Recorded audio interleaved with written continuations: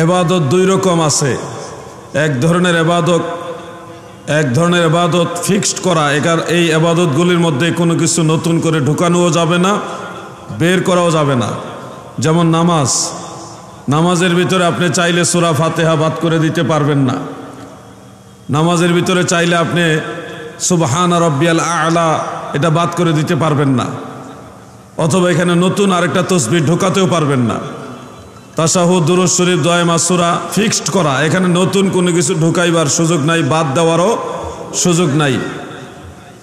এই ইবাদতগুলি হলো ফিক্সড করা, আল্লাহ এবং আল্লাহ রসুলের তরফ থেকে বাইন্ডিং করা, সুনির্দিষ্ট নিয়ম উম্মতের মাঝে বিন্যাস করা। এর ভিতরে কোনো কিছু ঢুকানোর সুযোগ নেই, বের করারও সুযোগ নেই। আরেক প্রকার ইবাদত আছে, আপনি চাইলে বেশি করতে পারবেন, কমও করতে পারবেন, একটু আগে পিছে করতে পারবেন। যেমন কোরআন তেলাওয়াত, আপনি চাইলে সম্পূর্ণ কোরআন তেলাওয়াত করতে পারবেন, চাইলে আপনি একটা সূরা তেলাওয়াত করতে পারবেন, চাইলে একটা সূরার অর্ধেকটাও তেলাওয়াত করতে পারবেন। এটা আপনার জন্য ফিক্সড করা না। আপনি চাইলে বেশি তেলাওয়াত করতে পারবেন, না চাইলে যতটুকু সাধ্যে কোলায় ততটুকু তেলাওয়াত করতে পারবেন। অথবা আল্লাহর জিকির, আপনি চাইলে সর্বোত্তম জিকির হিসেবে লা ইলাহা ইল্লাল্লাহ এই জিকির করতে পারবেন। একবার করতে পারবেন, 11 বার করতে পারবেন, আরও বেশি বার করতে পারবেন, কমও করতে পারবেন, ইচ্ছা। এটার জন্য নির্দিষ্ট কোনো নিয়ম নাই যে অতবারে বেশি করা যাবে না, অতবারে কম করা যাবে না, এরকম না। অথবা এই জিকিরের সাথে আপনি অন্য জিকিরে করতে পারবেন, যেমন সুবহানাল্লাহ সুবহানাল্লাহ, আলহামদুলিল্লাহ আলহামদুলিল্লাহ, আল্লাহু আকবার, অথবা আল্লাহু আল্লাহ আল্লাহু আল্লাহ। এইভাবে জিকির আপনি লা ইলাহা ইল্লাল্লাহর সাথে একসাথে একই মজলিসে জিকিরটা করতে পারবেন। এটার জন্য বাইন্ডিং করা নিয়ম নাই যে লা ইলাহা ইল্লাল্লাহ পড়লে আর সুবহানাল্লাহর জিকির ওখানে করা যাবে না, অথবা সুবহানাল্লাহর জিকির করলে ওখানে আর আলহামদুলিল্লাহর জিকির করা যাবে না, এরকম নির্ধারিত কোনো নিয়ম নাই। এই ইবাদতটা আপনার জন্য উন্মুক্ত। আপনি চাইলে এটার সাথে অন্য যে কোনো জিকির একসাথে সংযোগ করে করতে পারবেন, না চাইলে এটা একাই করতে পারবেন। এটার জন্য নির্দিষ্ট কোনো নিয়ম নাই। তার মানে ইবাদত দুই রকম। এক ধরনের ইবাদত ফিক্সড করা, নির্ধারিত নিয়ম বাইন্ডিং করা। আরেক ধরনের ইবাদত আপনি চাইলে কমাইতে পারবেন, বাড়াইতে পারবেন সংখ্যার দিকে। এই দুই ধরনের ইবাদতের মধ্যে যেটা আল্লাহ এবং আল্লাহ রসুল ফিক্সড করেছেন ওইটা ওইভাবেই কিয়ামতের আগ পর্যন্ত করতে হবে। এর বাইরে নতুন কিছু ঢুকানো বা বের করার কোনো সুযোগ এখানে নাই। আরেকটা ইবাদত হলো যেটা আপনাদের বললাম যে চাইলে আপনি নতুন করে এক্সট্রা ঢুকাইতে পারবেন। সুবহানাল্লাহর জিকির সাথে আল্লাহ জিকির করতে পারবেন, আবার এখানে দুরূদ শরীফও পড়তে পারবেন, আপনি চাইলে এখানে দোয়াও করতে পারবেন, এখানে চাইলে আপনি ইসলামী সঙ্গীত গজল গাইতে পারবেন। মানে এটার জন্য আপনার নির্ধারিত কোনো নিয়ম নাই। এই ধরনের ইবাদত আপনি নজর করে দেখবেন, ওয়াজ মাহফিলগুলি মূলত এই ধরনের ইবাদত। ওয়াজ মাহফিলটা ইবাদত, এটা নফল ইবাদত, কিন্তু এই ধরনের ইবাদত যেটা আল্লাহ এবং আল্লাহ রসুলের তরফ থেকে নির্ধারিত করা নিয়মে ফিক্সড করা না, নির্ধারিত না। তাফসীরুল কোরআন মাহফিল ঠিক এই সিস্টেমে আপনি চাইলে এখানে কোরআন তেলাওয়াত করতে পারবেন, নাতে রসুল, হামদে বারি তালা, জিকির আজকার, দোয়া মুনাজাত, ওয়াজ নসিহত, বিভিন্ন নেক আমল দিয়ে এই মাহফিলটা সুসজ্জিত করতে পারবেন।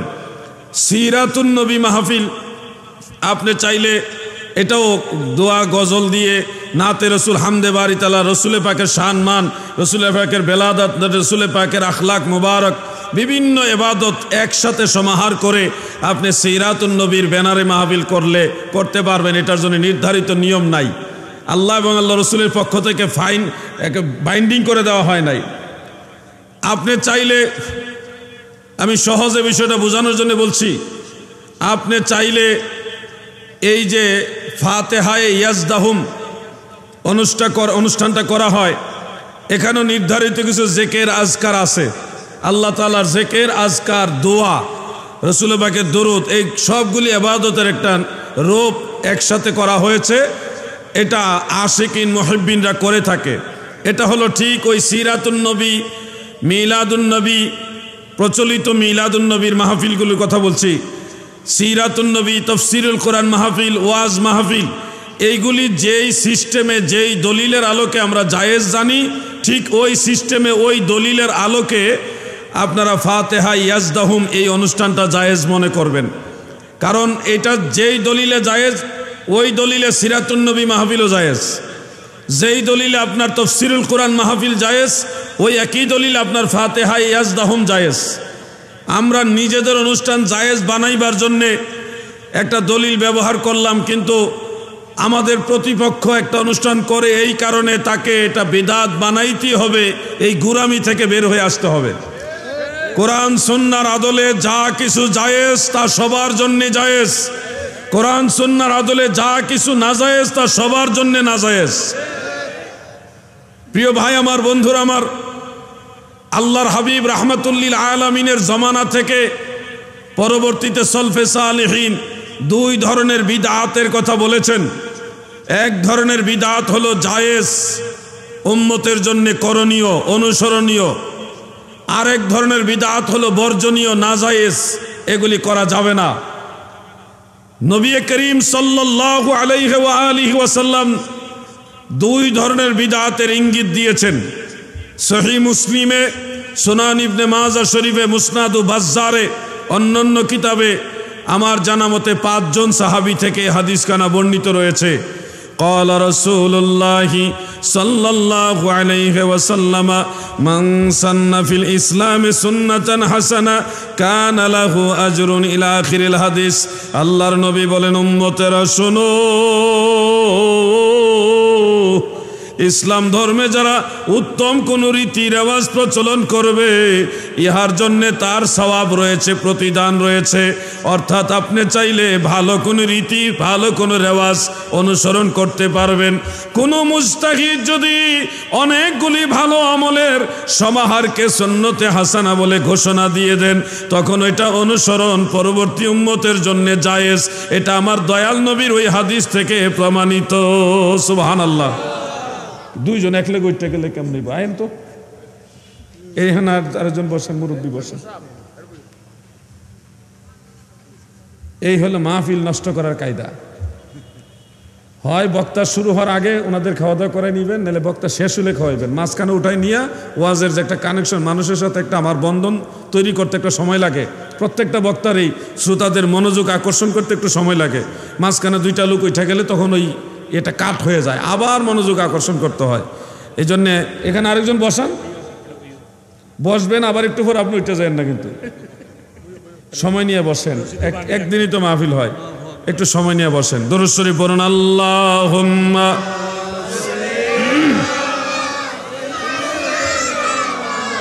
মাওলানা মুহাম্মদ ওয়া আলা আলিহি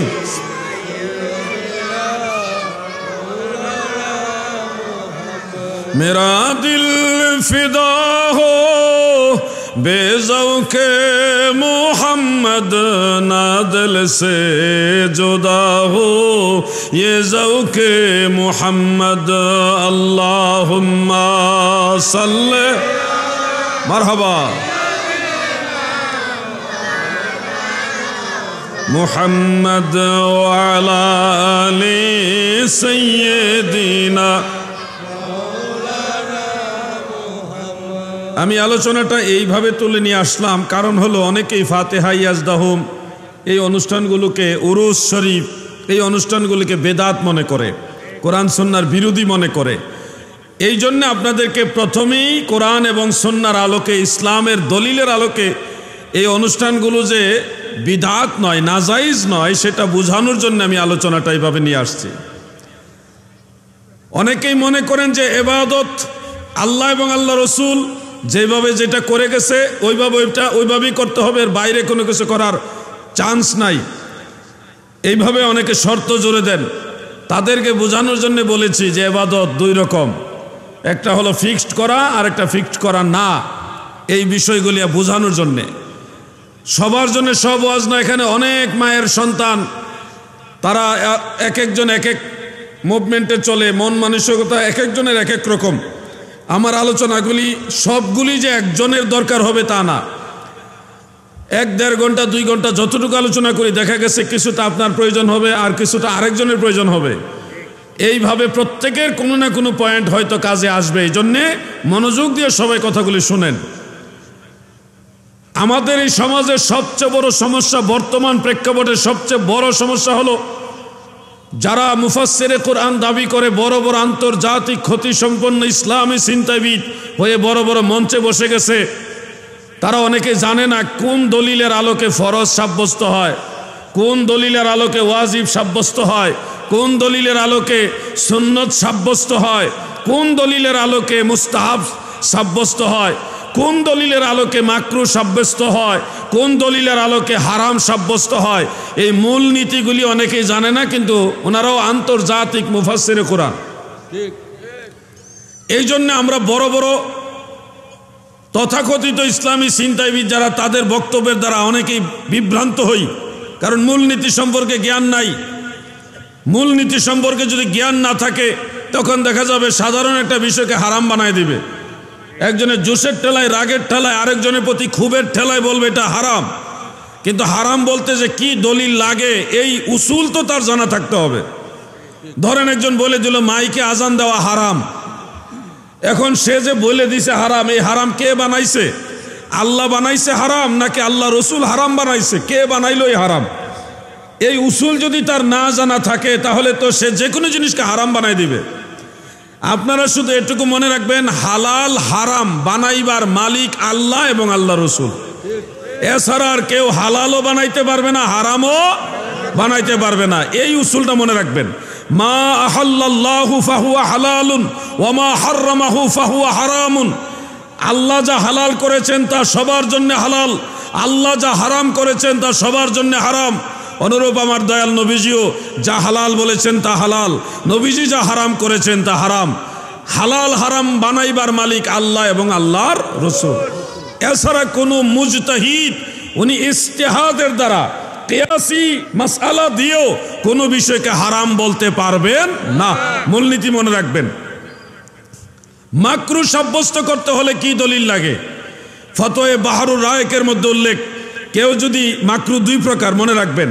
এক প্রকার মাকরু হলো মাকরুয়ে তাহরিমা, আরেকটা হলো মাকরুয়ে তানজিহি।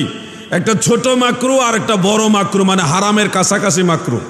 যেটা ছোট মাকরু, মাকরুয়ে তানজিহি, এটা মুজতাহিদ যদি কোনো আয়াতে কারিমা বা কোনো হাদিসের আলোকে কিয়াস করে বলে এই কাজটা মাকরু করা যাবে না, তখন এটা জায়েজ হবে, তার ফতোয়া অনুসরণীয় হবে। কারণ কোনো ধরনের দলিলের আলোকে উনি কিয়াস করে বলছে এটা অপছন্দনীয়, এটা করা উচিত নয়। কথা বুঝতেছেন? এটা মাকরুয়ে তানজিহি, এটা কিয়াসের উপরে, ইজতিহাদের উপরে আপনি নিতে পারবেন। কিন্তু কেউ যদি বলে এটা মাকরুয়ে তাহরিমা, হারামের কাছাকাছি মাকরু, তখন তাকে অবশ্যই কোরআন সুন্নাহর কোনো না কোনো দলিল সাবমিট করতে হবে। দলিলে সরিহ, সুস্পষ্ট দলিল, অস্পষ্ট দলিল নয়, সুস্পষ্ট দলিল তাকে সাবমিট করতে হবে যে হাদিসে রসুলের এই জায়গায় উল্লেখ আছে এই কাজটা অপছন্দনীয়, অগ্রহণযোগ্য, এটা আল্লাহ রসুল পছন্দ করে নাই। এই দলিল যদি সুস্পষ্টভাবে সে সাবিত করতে পারে, তখন এটাকে মাকরুয়ে তাহরিমা বলতে পারবে, এর আগে বলতে পারবে। এখন ভাই আমার, দলিলে সরিহ কাকে বলে এটাও যে জানে না, সেও ফতোয়া দেয়। ফতোয়া দিবেই না কেন?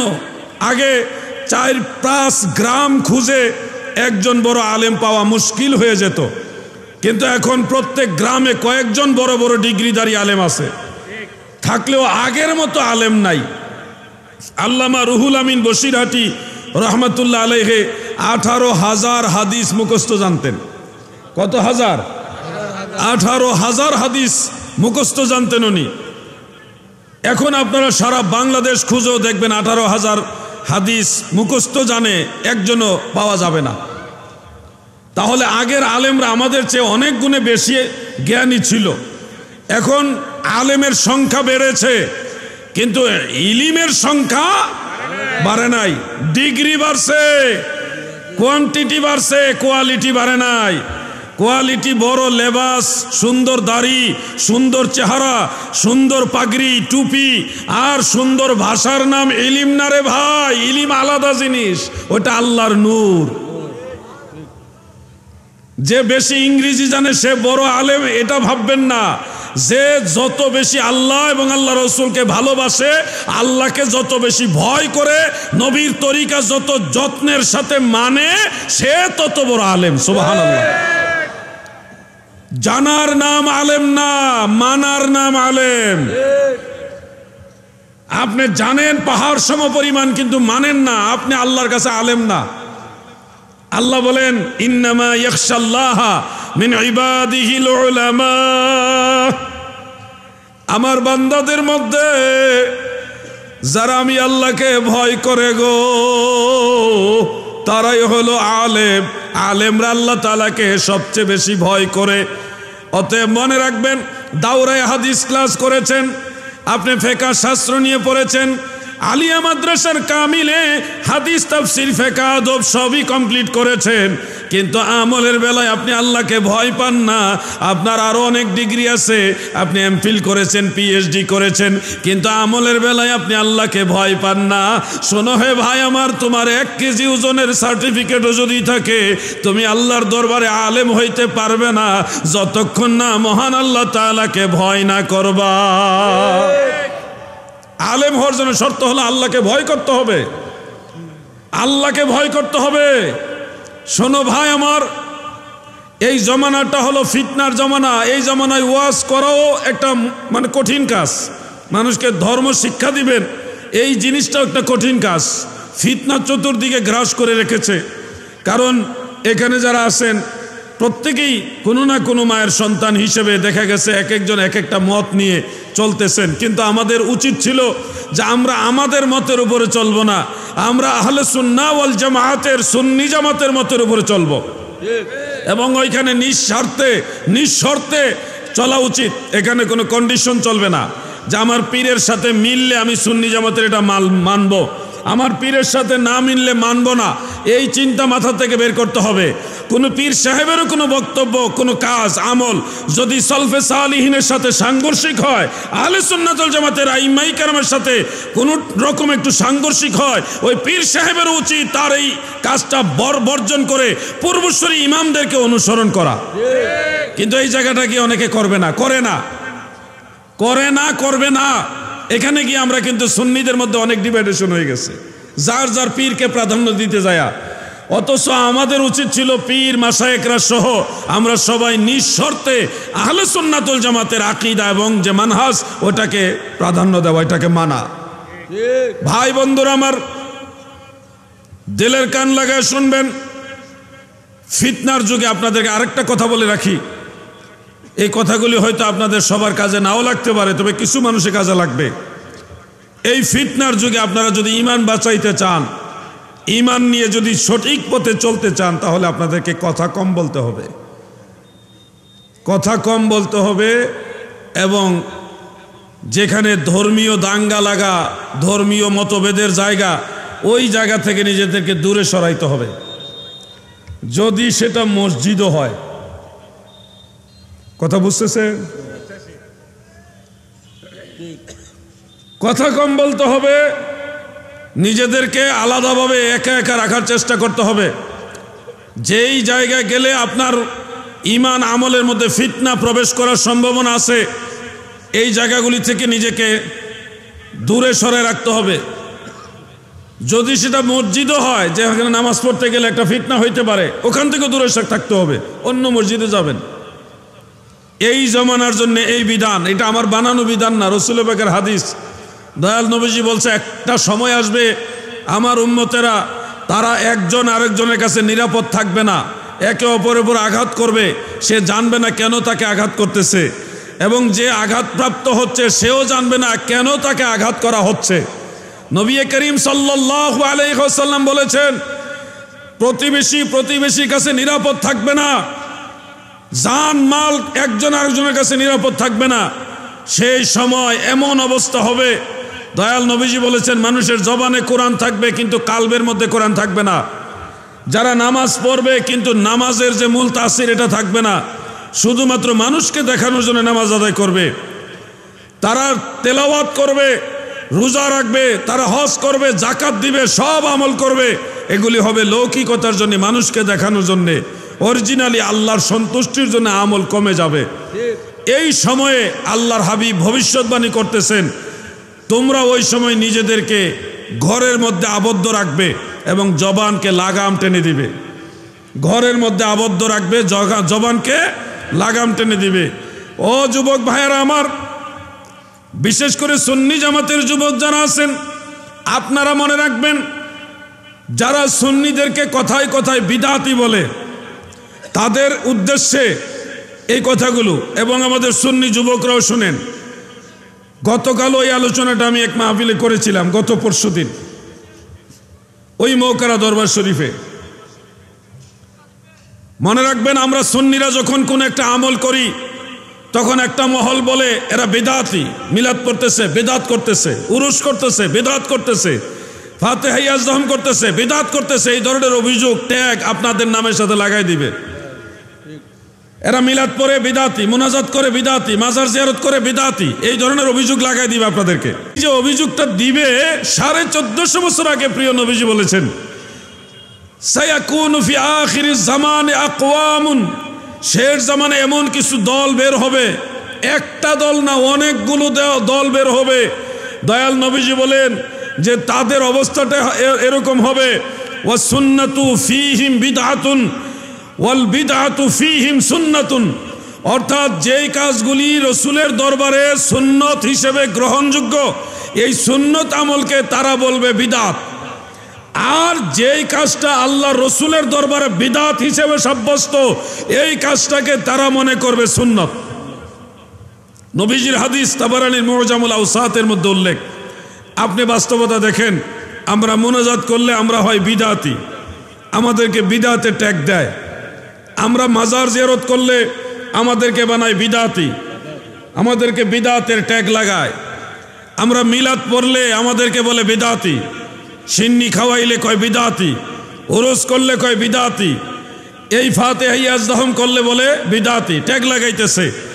অথচ তারা কি করতেছে দেখেন, তারা একামতের আগে দাঁড়ায়, একামত দেওয়ার আগেই বলে দাঁড়িয়ে কাতার সোজা করুন, মোবাইল ফোন বন্ধ করুন।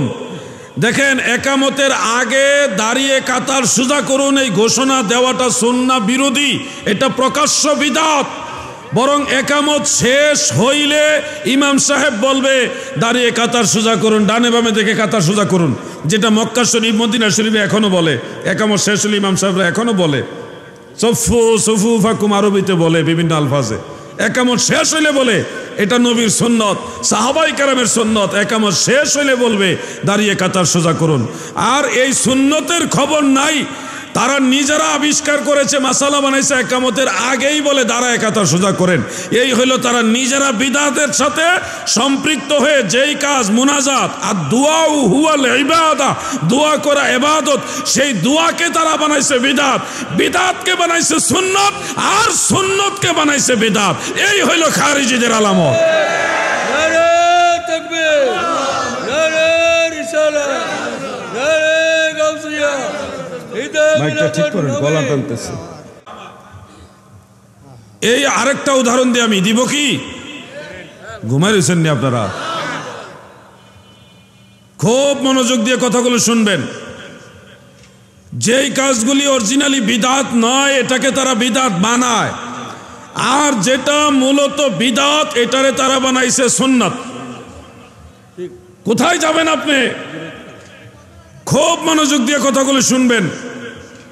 আমরা তো প্রকাশ্যে অনেক কথা বলি না, উম্মার মধ্যে সামাজিকভাবে বিভ্রান্তি বিশৃঙ্খলা দেখা দিবে, এই জন্য অনেক কথা বলি না। খুব মনোযোগ দিয়ে শুনবেন। আমরা যারা সুন্নি মুসলমান, আমরা কি করি? মাজারে গিয়ে দুই হাত তুলে দোয়া করি, মাজারওয়ালার উসিলা দিয়ে আল্লাহর কাছে চাই। এই কাজটাকে তারা বানাইছে শিরিক বিদআত। আর তারা নিজেরা 6 উসুলের একটা দল বানাইছে, এটার নাম তাবলিগ জামাত। ইসলামের উসুল হইল 5টা: ঈমান, কালেমা, নামাজ, রোজা, হজ, যাকাত। কালেমা মানে ঈমান, ঈমান মানে কালিমা, এরপরে হলো নামাজ, রোজা, হজ, যাকাত। ইসলামের বেনা বা উসুল হইল 5টা, তারা বানাইলো 6টা। তাহলে দেখেন, রাসূল করিম সাল্লাল্লাহু আলাইহি ওয়াসাল্লাম বলেছেন ইসলামের উসুল হলো 5টা, তারা বানাইছে ছয়টা। এটা হলো প্রকাশ্য বিদাত। এটা কি প্রকাশ্য বিদাত? আর আমরা যেটা করতেছি, আমরা তো নিজেরা বানায় এগুলি করছি না, মাজার ওয়ালার কাছে গিয়ে তার উসিলা দিয়ে আল্লাহর কাছে চাই। আল্লাহর ওলি হলো উসিলা দেওয়ার মালিক আল্লাহ, ঠিক কিনা বলেন? তাহলে যেটা কোরআন সুন্নায় দলিল আছে, যেটা সুন্নত, এটারে বানাইছে তারা শিরিক বিদাত। আর যেটা নিজেরা তারা বানাইছে তাও স্বপ্নে পায়া বানাইছে, এটারে বানাইছে সুন্নত। ওই যে নবীজির হাদিস, আর সুন্নাতু ফীহিম বিদআতুন ওয়াল বিদআতু ফীহিম সুন্নাতুন। প্রিয় ভাই আমার, মনোযোগ দিয়ে কথাগুলি শুনবেন। একটু যদি ভাবেন, একটু যদি গভীরভাবে খেয়াল করেন, দেখবেন নিজেদের দূরত্ব কমে গেছে। আজকের এই দিনে ইসলাম বোঝাটা অনেক সহজ, একটু চেষ্টা করলে আপনারা বুঝতে পারবেন। সহিহ মুসলিমের সেই হাদিস, 1450 বছর আগে আল্লাহর নবী বলে গেছেন, মান সান্না ফিল ইসলামে সুন্নাতান হাসানা কানা লাহু আজরুন ইলা আখিরিল হাদিস। আমার নবীজি বলেন, উম্মতেরা শোনো, ইসলাম ধর্মে কেউ যদি ভালো কোনো রেওয়াজ, ভালো কোনো রীতি আবিষ্কার করে প্রচলন করে, এই কাজের জন্য তার রয়েছে প্রতিদান, সওয়াব। ভালো রেওয়াজগুলির মধ্যে কি আছে? ভালো রেওয়াজের মধ্যে কি আছে গো? ভালো রেওয়াজের মধ্যে অন্যতম একটা নামাজ হলো ওয়াজ মাহফিল করা।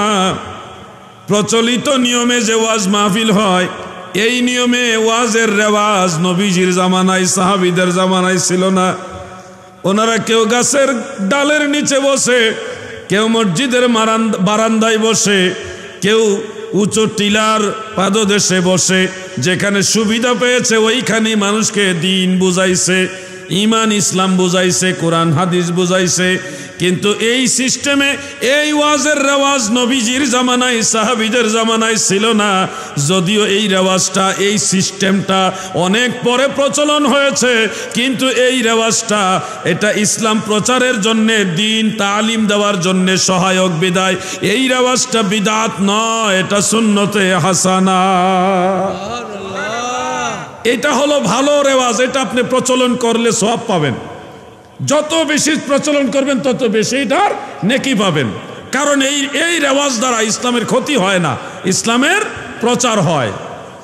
দ্বিতীয় হলো তাফসিরুল কোরআন মাহফিল যদি কেউ করেন গো, প্রচলিত নিয়মে তাফসিরুল কোরআন মাহফিল যেভাবে হয়, এইভাবে তাফসিরুল কোরআন মাহফিল আমার দয়াল নবীজির জামানায়, সাহাবাই কারামের জামানায় ছিল না।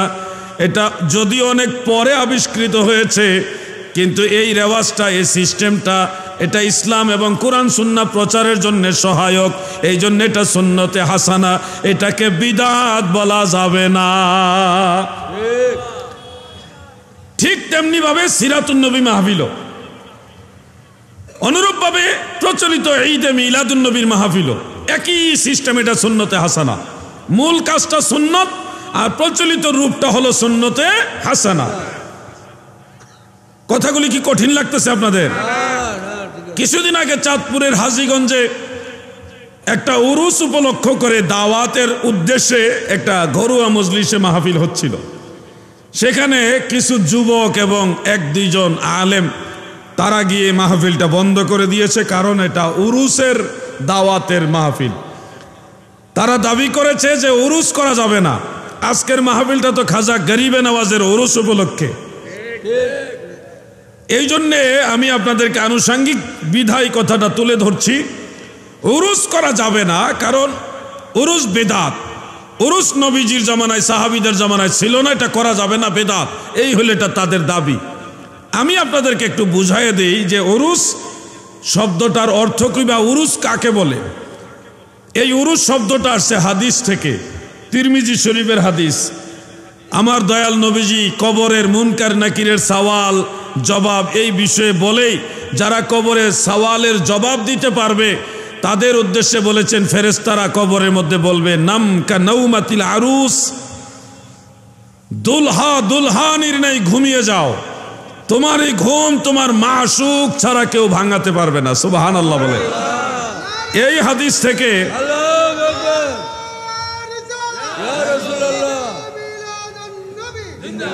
প্রিয় ভাই আমার, পবিত্র কোরআনে একটা সূরাকে আরসুল কোরআন বলা হয়, কোরআনের উরুজ বলা হয়, সেটা হলো সূরা আর রহমান। সূরা আর রহমানকে কোরআনের উরুজ বলা হয়। তাফসীরে রুহুল মাআনির মধ্যে হাদিসটা উল্লেখ রয়েছে।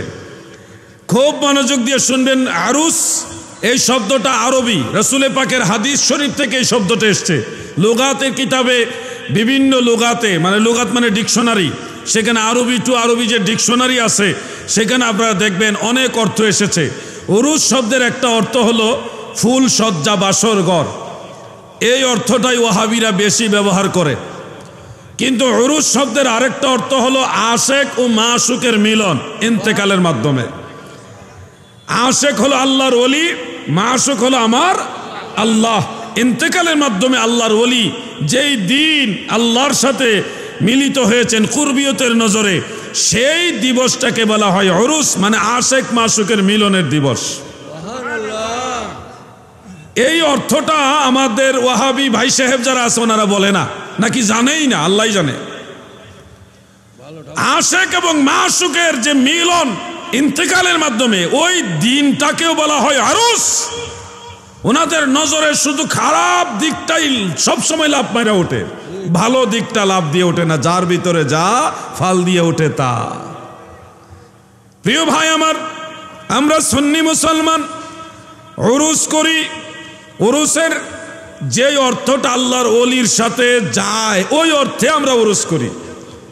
যে অর্থে আপনারা মনে করতেছেন ওই অর্থ আপনাদের মনের ভিতরে এই ধরনের কালিমা আছে বিদায় ওরকম মনে করেন, কিন্তু আমাদের দৃষ্টিভঙ্গিটা হলো আল্লাহর ওলি আল্লাহর সাথে কুরবিয়তের নজরে এই দিন ইন্তেকাল করে মিলিত হয়েছেন, এই জন্য এটা আশেক মাশুকের মিলনের দিবস। এই অর্থে আমরা আরুস বা উরুস করে থাকি। এখন ভাই আমার, আপনি যদি বলেন উরুস নামে কোনো অনুষ্ঠান তো আগে রাসূল পাক সাহাবায়ে কেরাম তাবিঈগণ করে নাই, তা আপনাকেও যদি আমি একই প্রশ্ন করি, তাফসীরুল কোরআন মাহফিল, সিরাতুন নবী মাহফিল, বিশ্ব ইজতেমা, 3 দিনের ইসালে সওয়াব মাহফিল, এই ধরনের অনুষ্ঠান প্রিয় নবীজির জামানায়, সাহাবীদের জামানায়, তাবিঈদের জামানায় কি ছিল ভাই? তাহলে আপনি যেই অনুষ্ঠানটা করছেন আমরাও সেটা সমর্থন করি। যেই অনুষ্ঠানটা যেই দলিলে যেই উসুলে আপনি জায়েজ বলতেছেন, সেই একই দলিলে একই উসুলে উরুস মাহফিলও জায়েজ। হ্যাঁ, উরুসের নামে কেউ যদি শরীয়ত বিরোধী কোনো কাজ করে সেটা আমরা সমর্থন করব না। প্রকৃত অর্থে উরুস মানে হলো কোরআন তেলাওয়াত হবে, রাসূল পাকের নাত শরীফ হবে, নবীর শান হবে গো, নবীর দরুদ সালাম হবে, মাওলার জিকির আজকার হবে, আমার নবীর সালাতু সালাম হবে, ওয়াজ মাহফিল হবে গো, সেখানে দোয়া মুনাজাত হবে, তাবারক বিতরণ হবে। এই যে ধর্মের বিশেষ গুরুত্বপূর্ণ একটা আমল মুরাকাবা, মুশাহাদা, তরিকতের যে সবকগুলি রয়েছে, তালিম, তরবিয়ত, এই সবগুলি সম্মিলিত যে একটা অনুষ্ঠান করা হয় আল্লাহর ওলির উসিলার, এই অনুষ্ঠানগুলি যে ইসালে সওয়াবের নিয়তে হয়, এই অনুষ্ঠানগুলি ওই দলিলেই জায়েজ যেই দলিলে আপনার সিরাত মাহফিল জায়েজ। আমার ভাইরা, উসুল মোতাবেক কথা বলবেন, তাহলে ফিতনা হবে না। আর যদি আপনারা মনে করেন না আমরা যেটা করি এইটাই জায়েজ, আর তারা যেহেতু আমাদের মুখালিফ, তাহলে তাদেরটা যতই দলিল থাকুক ওটা নাজায়েজ, এই একঘেয়েমি ভাবে কখনো আপনারা আল্লাহ রসুল পাইবেন না। দেখেন, আজকের আলোচনা আমি কারো বিরুদ্ধে বলতেছি না, আমি বলতেছি সিরাতুন নবী মাহফিল যারা করে ওটা আমরা সমর্থন করি, কারণ আমরা যেই নবীর মিলাদ পড়ি সেই নবীর সিরাত অনুসরণ করি। সিরাত যার, মিলাদও তার। নামের ক্ষেত্রে আমরা সিরাত শব্দটাকে প্রায়োরিটি কম দেই, আখলাক শব্দটাকে প্রাধান্য দেই, কারণ সিরাত শব্দের বাংলা অর্থ হলো জীবনী, জীবন চরিত্র। খুব খেয়াল করে শুনবেন, এই শব্দটা মুতলাক। মুতলাক মানে এটার মধ্যে ভালো মন্দ, একটা মানুষের জীবনীতে চরিত্রের মধ্যে ভালো মন্দ সবই তো থাকতে পারে, সম্ভাবনা রয়েছে। তো এই ক্ষেত্রে এই শব্দটা নবীজির বেলায় আমরা প্রাধান্য দেই না, কারণ নবীজির চরিত্র মুবারক, এটা খুলুকে আজিম, ওয়া ইন্নাকা লাআলা খুলুকিন আজিম। আমার নবীজির চরিত্র মুবারককে আল্লাহ তাআলা খুলুক বলেছেন, খুলুক আখলাক বলেছেন, উত্তম চরিত্র বলেছেন। সিরাত আর আখলাকের মধ্যে বেশ কম হলো, সিরাতের মধ্যে ভালো মন্দ দুইটাই থাকার সম্ভাবনা আছে, আর আখলাক মানে এটার মধ্যে কোনো মন্দ নাই, গ্যারান্টি যেটা ভালো চরিত্র। সুবহানাল্লাহ বলেন। সিরাত শব্দটা যখন আল্লাহ রসুলের ব্যাপারে সম্পৃক্ত হবে তখন আবার এটা উত্তম হয়ে যাবে, এখানে আর কোনো মন্দের চিন্তা করা যাবে না। শব্দের বিবেচনায় আমরা সিরাত শব্দের চেয়ে আখলাক শব্দটা নবীজির বেলায় বেশি মানানসই মনে করি। সুন্নি এই কারণেই তারা নবীজির ব্যাপারে খুব সেন্সিটিভ, নবীজির সাথে যেন বেয়াদবি না হয়, আল্লাহর হাবিবের মনে যেন কষ্ট না পায়, নবীজির সাথে মন কষ্ট হতে পারে এমন কোন শব্দ চয়ন সুন্নিরা করতে চায় না, ঠিক কিনা বলে? দেখেন সারা দেশে তথাকথিত একজন ভাই তিনি বলেছিলেন আমার নবীজি কাউবয় ছিলেন, আমার দয়াল নবীজি তিনি আম্মাজান খাদিজাতুল কুবরার কর্মচারী ছিলেন, নাউজুবিল্লাহ। তিনি আল্লাহ রসুলকে রাখাল শব্দ দিয়েও এটা বলেছেন, এই যে কাউবয়, রাখাল, কর্মচারী, এই ধরনের শব্দ আমার নবীর ব্যাপারে যায় না। এই জন্য সুন্নিরা বা সব ধরনের আলেমরাই প্রতিবাদ করছে, কারণ আল্লাহ তাআলা বলেছেন লা তাকুলু রাঈনা ওয়া কুলু উনজুরনা। আল্লাহ তাআলা বলেন ইমানদার বান্দা বান্দিরা গো, তোমরা আমার নবীর ব্যাপারে রাঈনা এই শব্দ ব্যবহার করবে না, মানে আমার নবীকে রাখাল বলবে না, বরং তোমরা বলো নবী গো আপনি আমাদের দিকে মায়ার নজরে, মেহেরবানির নজরে তাকান। সুবহানাল্লাহ।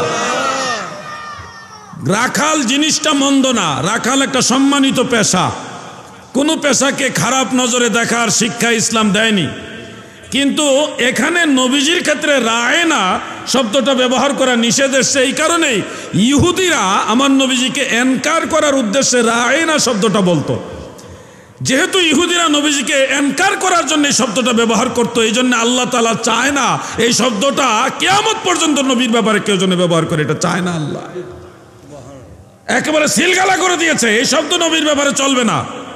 কে সিলগালা করেছে? আল্লাহ। কেন করেছে? নবীর জন্য, নবীর সম্মানের জন্য। প্রিয় ভাই আমার, আপনি সারাদিন নবীজিকে এই শব্দ দিয়ে আঘাত করলে আমাদের তো কিছু না রে ভাই, আপনারই তো ক্ষতি, আমাদের কিছু না। আমরা বলি কেন, আরো তো মুসলমান আছে তারা যেন এই শব্দটা নবীর ব্যাপারে ব্যবহার না করে, করলে তারা ক্ষতিগ্রস্ত হবে। এই কারণে আপনি সারা দিন যদি এই শব্দ দিয়ে নবীজিকে কষ্ট দেন, আপনার আখেরাত নষ্ট হয়ে যাবে। আপনাকে নিয়ে আমরা ভাবি কম, সাধারণ মুমিন মুসলমানদের নিয়ে ভাবি বেশি। এখানে আপনাদেরকে একটা বিষয় বলা উচিত, যখন সারা দেশ থেকে সকল ঘরানার আলেমরা প্রতিবাদ করছে, তখন তারা নিজেদের যে একটা ভুল, এটাকে ঢেকে রাখার জন্যে, ভুল স্বীকার না করে, আল্লাহ এবং আল্লাহ রসুলের কাছে ক্ষমা না চেয়ে এটাকে ঢাকনা দেওয়ার উদ্দেশ্যে তারা একটা অস্ত্র ব্যবহার করছে। সেটা হলো যে আমরা যে সুন্নি আলেমরা গজল গাই না, কোন সাধনে পাইব তোমায় গো নবীজি, আমি কোন সাধনে পাইব তোমায়। অনেক পুরাতন এটা একটা গজল, প্রায় সুন্নি আলেম সবাই কম বেশি এটা গায়, আমিও গাই, আপনারাও অনেকে গান। সেই গজলের একটা কলি এটা হলো এইভাবে, নবী রাখালের বেশে মা খাদিজার দেশে, বকরি যে চড়াইতেন জঙ্গলায় গো নবীজি, আমি কোন সাধনে পাইব তোমায়। আশেক হয়ে নবীর মহব্বতে অনেকে এই গজলটা গায়। এখন ওনারা নিজেরা যে শব্দগুলি নবীজির ব্যাপার ব্যবহার করছে, কাউবয়, কর্মচারী, রাখাল, এই শব্দগুলি ব্যবহার করে ভুল স্বীকার না করে, তওবা না করে, উল্টা তাদেরটা জায়েজ বানাইবার জন্য আমাদের সুন্নি আলেমদের ওই যে রাখালের বেশে এই শব্দটাকে দলিল হিসেবে আনতেছে, বলতেছে আপনারাও বলছেন। অথচ তারা বুঝে না সরাসরি রাখাল শব্দ বলা আর রাখালের বেশে বলা দুইটা এক না। আরে ভাই, কোরআন শরীফ কি তুমি পড়নি? আল্লাহ তাআলা নবীজিকে বলছে, কুল ইন্নামা আনা বাশারুম মিসলুকুম। ওগো আমার হাবিব, আপনিই বলুন, শুধুমাত্র আপনি বলুন যে আমি তোমাদের মতো মানুষ। এটা খেয়াল করবেন, নবীজি আমাদের মতো মানুষ বলার অর্থ কি এই যে নবী আমরার মতোই? এটা হলো আনা বাশারুম মিসলুকুম ফি সূরাতিন, সূরতে নবী আমার মতো, হাকিকতে নবীর মতো কেউ নাই। ঠিক কিনা বলেন? তুমি এটুকু বুঝো না? মানুষ যখন বলে যায়েদুন কাল আসাদ, যায়েদ সিংহের ন্যায়, বাঘের ন্যায়, এই কথার অর্থ এই না যে যায়েদ নিজেই বাঘ, এটা না। অর্থ হলো তার সাহসিকতা, এটা হলো বাঘের মতো, তার গর্জন সিংহের মতো, এটা হলো যায়েদুন কাল আসাদ। এটা তাকে মর্যাদা মণ্ডিত করার জন্য বলা হয়। এটার অর্থ এই না যে সে নিজেই বাঘ হয়ে গেছে, এরকম না। জিবরিল আমিন আলাইহিস সালাম তিনি এই দুনিয়ার মধ্যে অসংখ্যবার এসেছেন। এর মধ্যে বহুবার সাহাবী হযরতে দাহিয়াতুল কালবি রাদিয়াল্লাহু আনহুর সুরতে তিনি দুনিয়াতে এসেছেন, নবীজির সাথে কথা বলেছেন। অন্যান্য সাহাবারাও জিবরিলকে দেখেছে কিন্তু বুঝে নাই। উনি দাহিয়াতুল কালবি একজন সাহাবীর সুরতে, সাহাবীর ভেষ ধরে তিনি আসতেন। এখানে জিবরিল আমিন আলাইহিস সালাম একজন সাহাবীর বেশে দুনিয়াতে এসেছেন। এটার অর্থ এটার অর্থ কি এই যে জিবরিল নিজেই দাহিয়াতুল কালবি হয়ে গেছে? এটা হলো ওনার বেশ ধরে, ওনার সুরত ধরে দুনিয়াতে আসছেন। এসে ওহী বা যেটা বলার এটা বলে তিনি আবার চলে গেছেন। এই বেশ আর সরাসরি শব্দ এইটুকু পার্থক্য বোঝে না।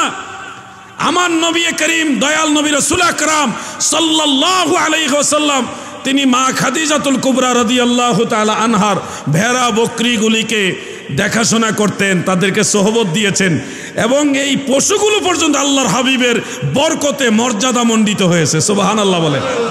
এই জিনিসটা কি অস্বীকার করার কোনো সুযোগ আছে? নবীজি তো ভেড়া বকরিগুলিকে সময় দিয়েছেন, নবীজির অতুলনীয় সময়টা ভেড়া বকরিগুলির কাছে দিয়েছেন। তো এই কথাটাকে কোন শব্দে প্রকাশ করলে নবীজির শানের সাথে যায়, এটা তো আপনাকে বুঝতে হবে ভাই। আপনি সরাসরি এখানে নবীজিকে রাখাল বলতে পারবেন না, কারণ আল্লাহ নিষেধ করছে। এমন নবীকে রাখাল বইল না। তাহলে নবীজি যে ভেড়া বকরিগুলিকে অমূল্য সময় দিয়েছেন, এগুলোকে দেখাশোনা করেছেন, এই জিনিসটাকে আপনি এক শব্দে কিভাবে প্রকাশ করবেন? কবি, সাহিত্যিক, দার্শনিক, জ্ঞানী, গুণীরা তারা এইভাবে প্রকাশ করেছেন, নবী রাখালের বেশে, রাখালের বেশে। সরাসরি রাখাল বলে নাই, রাখালের বেশে। বেশ মানে সুরত, সাজ, সজ্জা। বাংলা টু বাংলা আপনারা অভিধান দেখতে পারেন, সেখানে দেখেন বেশ অর্থ হলো সাজ, সুরত মানে সজ্জা, আলাদা একটা সুরত। এটা উত্তম বিশেষণের দিকে উত্তম অর্থে আসে, অতি উত্তম, চমৎকার, ভালো, এটার ওই দৃষ্টিতে আসে। প্রিয় ভাই আমার, আল্লাহর হাবিব রাখালের সুরতে সেখানে ছিলেন, তার মানে নবীজি রাখাল নয়। নবী করিম দুনিয়াতে মানুষের সুরতে, মানুষের দুনিয়াতে এসেছেন, তার মানে আমাদের মতো মানুষ নয়। তিনি অতুলনীয়, বেমিসাল, বেনজির। এই সৃষ্টি জগতে আমার নবীর মতো বিকল্প আর কেউ নাই। আপনাদের এই বিষয়গুলি বুঝতে হবে। এরা হলো ভুল করে, কিন্তু ভুলটা সংশোধন করতে রাজি না। এটারে জায়েজ বানাইবার জন্য এদিক ওদিক ডাইল ফেলা ধরে। আরে ভাই, তুমি দেখো না, বাংলার কবি, বিদ্রোহী কবি, জাতীয় কবি কাজী নজরুল, আরো বহু কবিরা কবিতা লিখেছেন, সেখানেও আমার নবীজিকে রাখালের বেশে, মেষচারণে যায় নবী কিশোর রাখাল ভেসে, একেবারে কবিতা লিখেছেন এইভাবে। আরো অনেক কবিরা, আরো অনেক যারা গায়ক, তারা এইভাবে নবীজির শানে শব্দটা লিখেছেন। কোনোদিন তো এই শব্দের উপরে কেউ ফতোয়া দেয় নাই, দিছে নাকি? কাজী নজরুল ইসলাম কাফের, এই ফতোয়া কেউ দিছে? এই যে মেষচারণে যায় নবী কিশোর রাখাল বেশে, নবীজিকে যে রাখাল বেশে বললেন, এই কারণে কাজী নজরুল সহ আগের আলেম ওলামা যারা নবীজিকে গজলটা গেয়েছে, কোনো আলেমকে, কোনো আলেম বা কোনো কবিকে, সাহিত্যিককে কেউ কি কাফের বলেছে?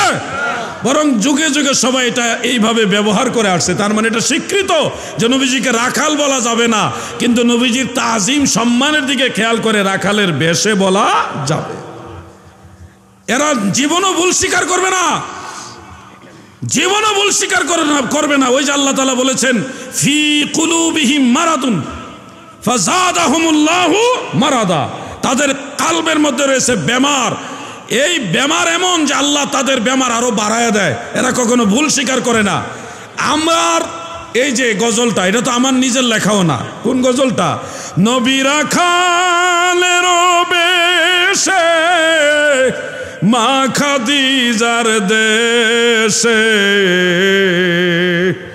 বকরি যে চড়াইতেন জঙ্গলায়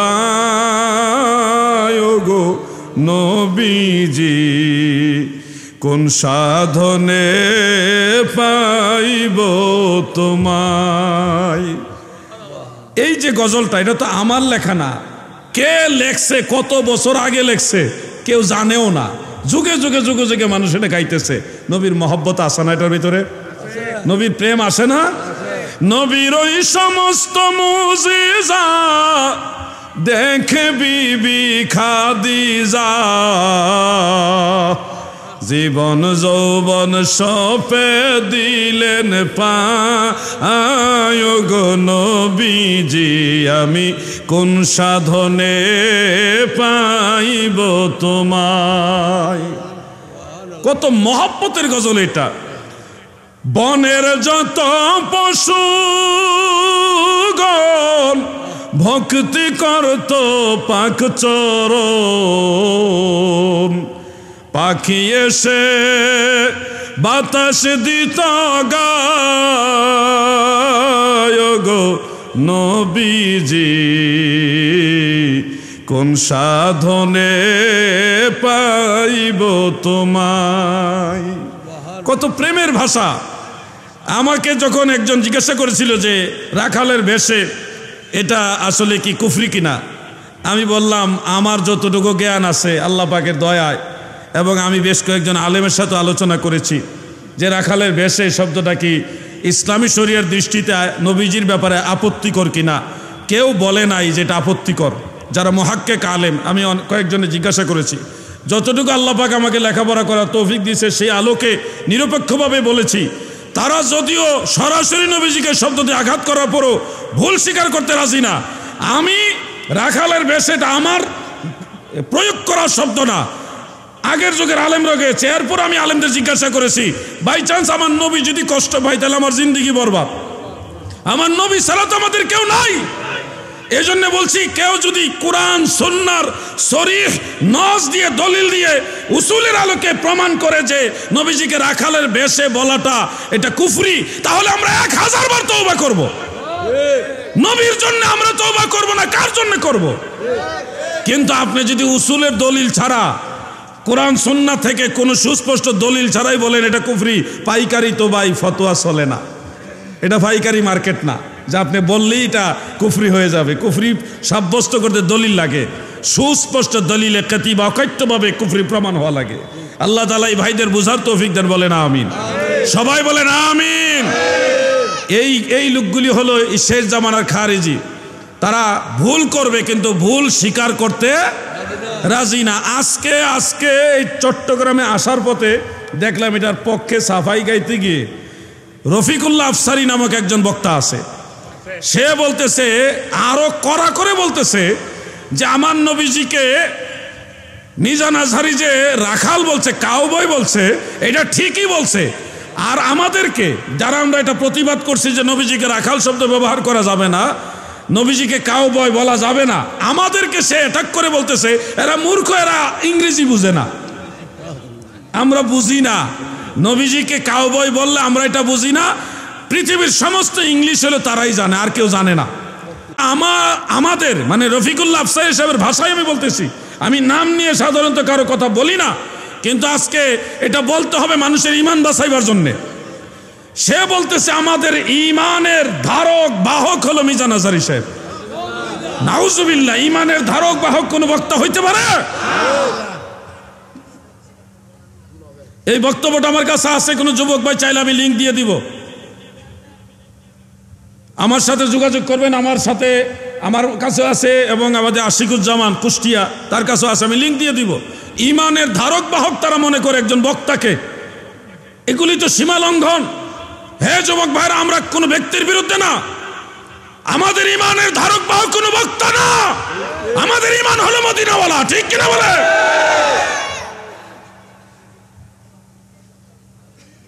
আপনাদেরকে এই কথাগুলি বলি? বলার মূল কারণ হলো ঈমান।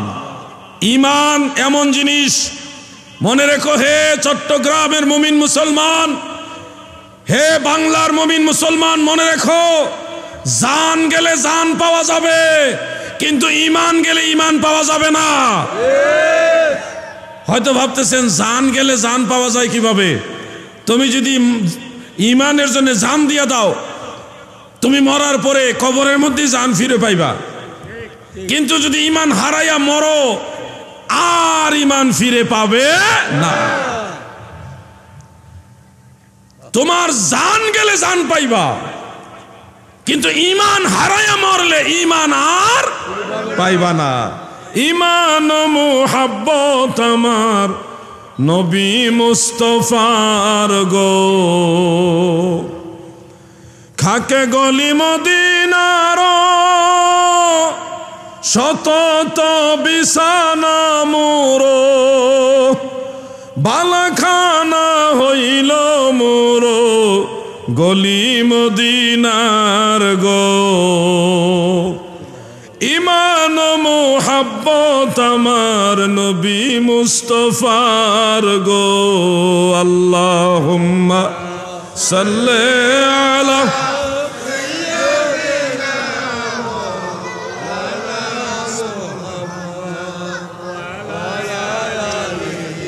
সাইয়্যিদিনা মাওলানা। আমার একটা জিনিস ভালো লাগতেছে কি জানেন? দরুদ শরীফটা যখন টান দেই, যেমন মুরব্বীরাও দরুদ পড়ে, এর চেয়ে আরো বেশি পড়ে ছোট বাচ্চারা। এটা আমার আসলে সত্যি প্রশংসনীয় ব্যাপার। এটা ছোট বাচ্চারা যেভাবে মহব্বত নিয়ে দরুদ শরীফটা টান মারে, আমি আশ্চর্য হই যে এরা আসলে নবী পাকের মহব্বত এই শিশুকাল থেকেই বুঝতেছে। আল্লাহ তাদের দুনিয়া এবং আখিরাত উজালা করুক, বলে না আমিন। আল্লাহুম্মা সাল্লি আলা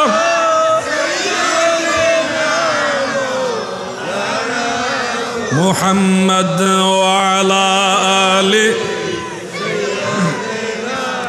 মাওলানা। আমার দাদু ভাইরা গভীর মনোযোগ।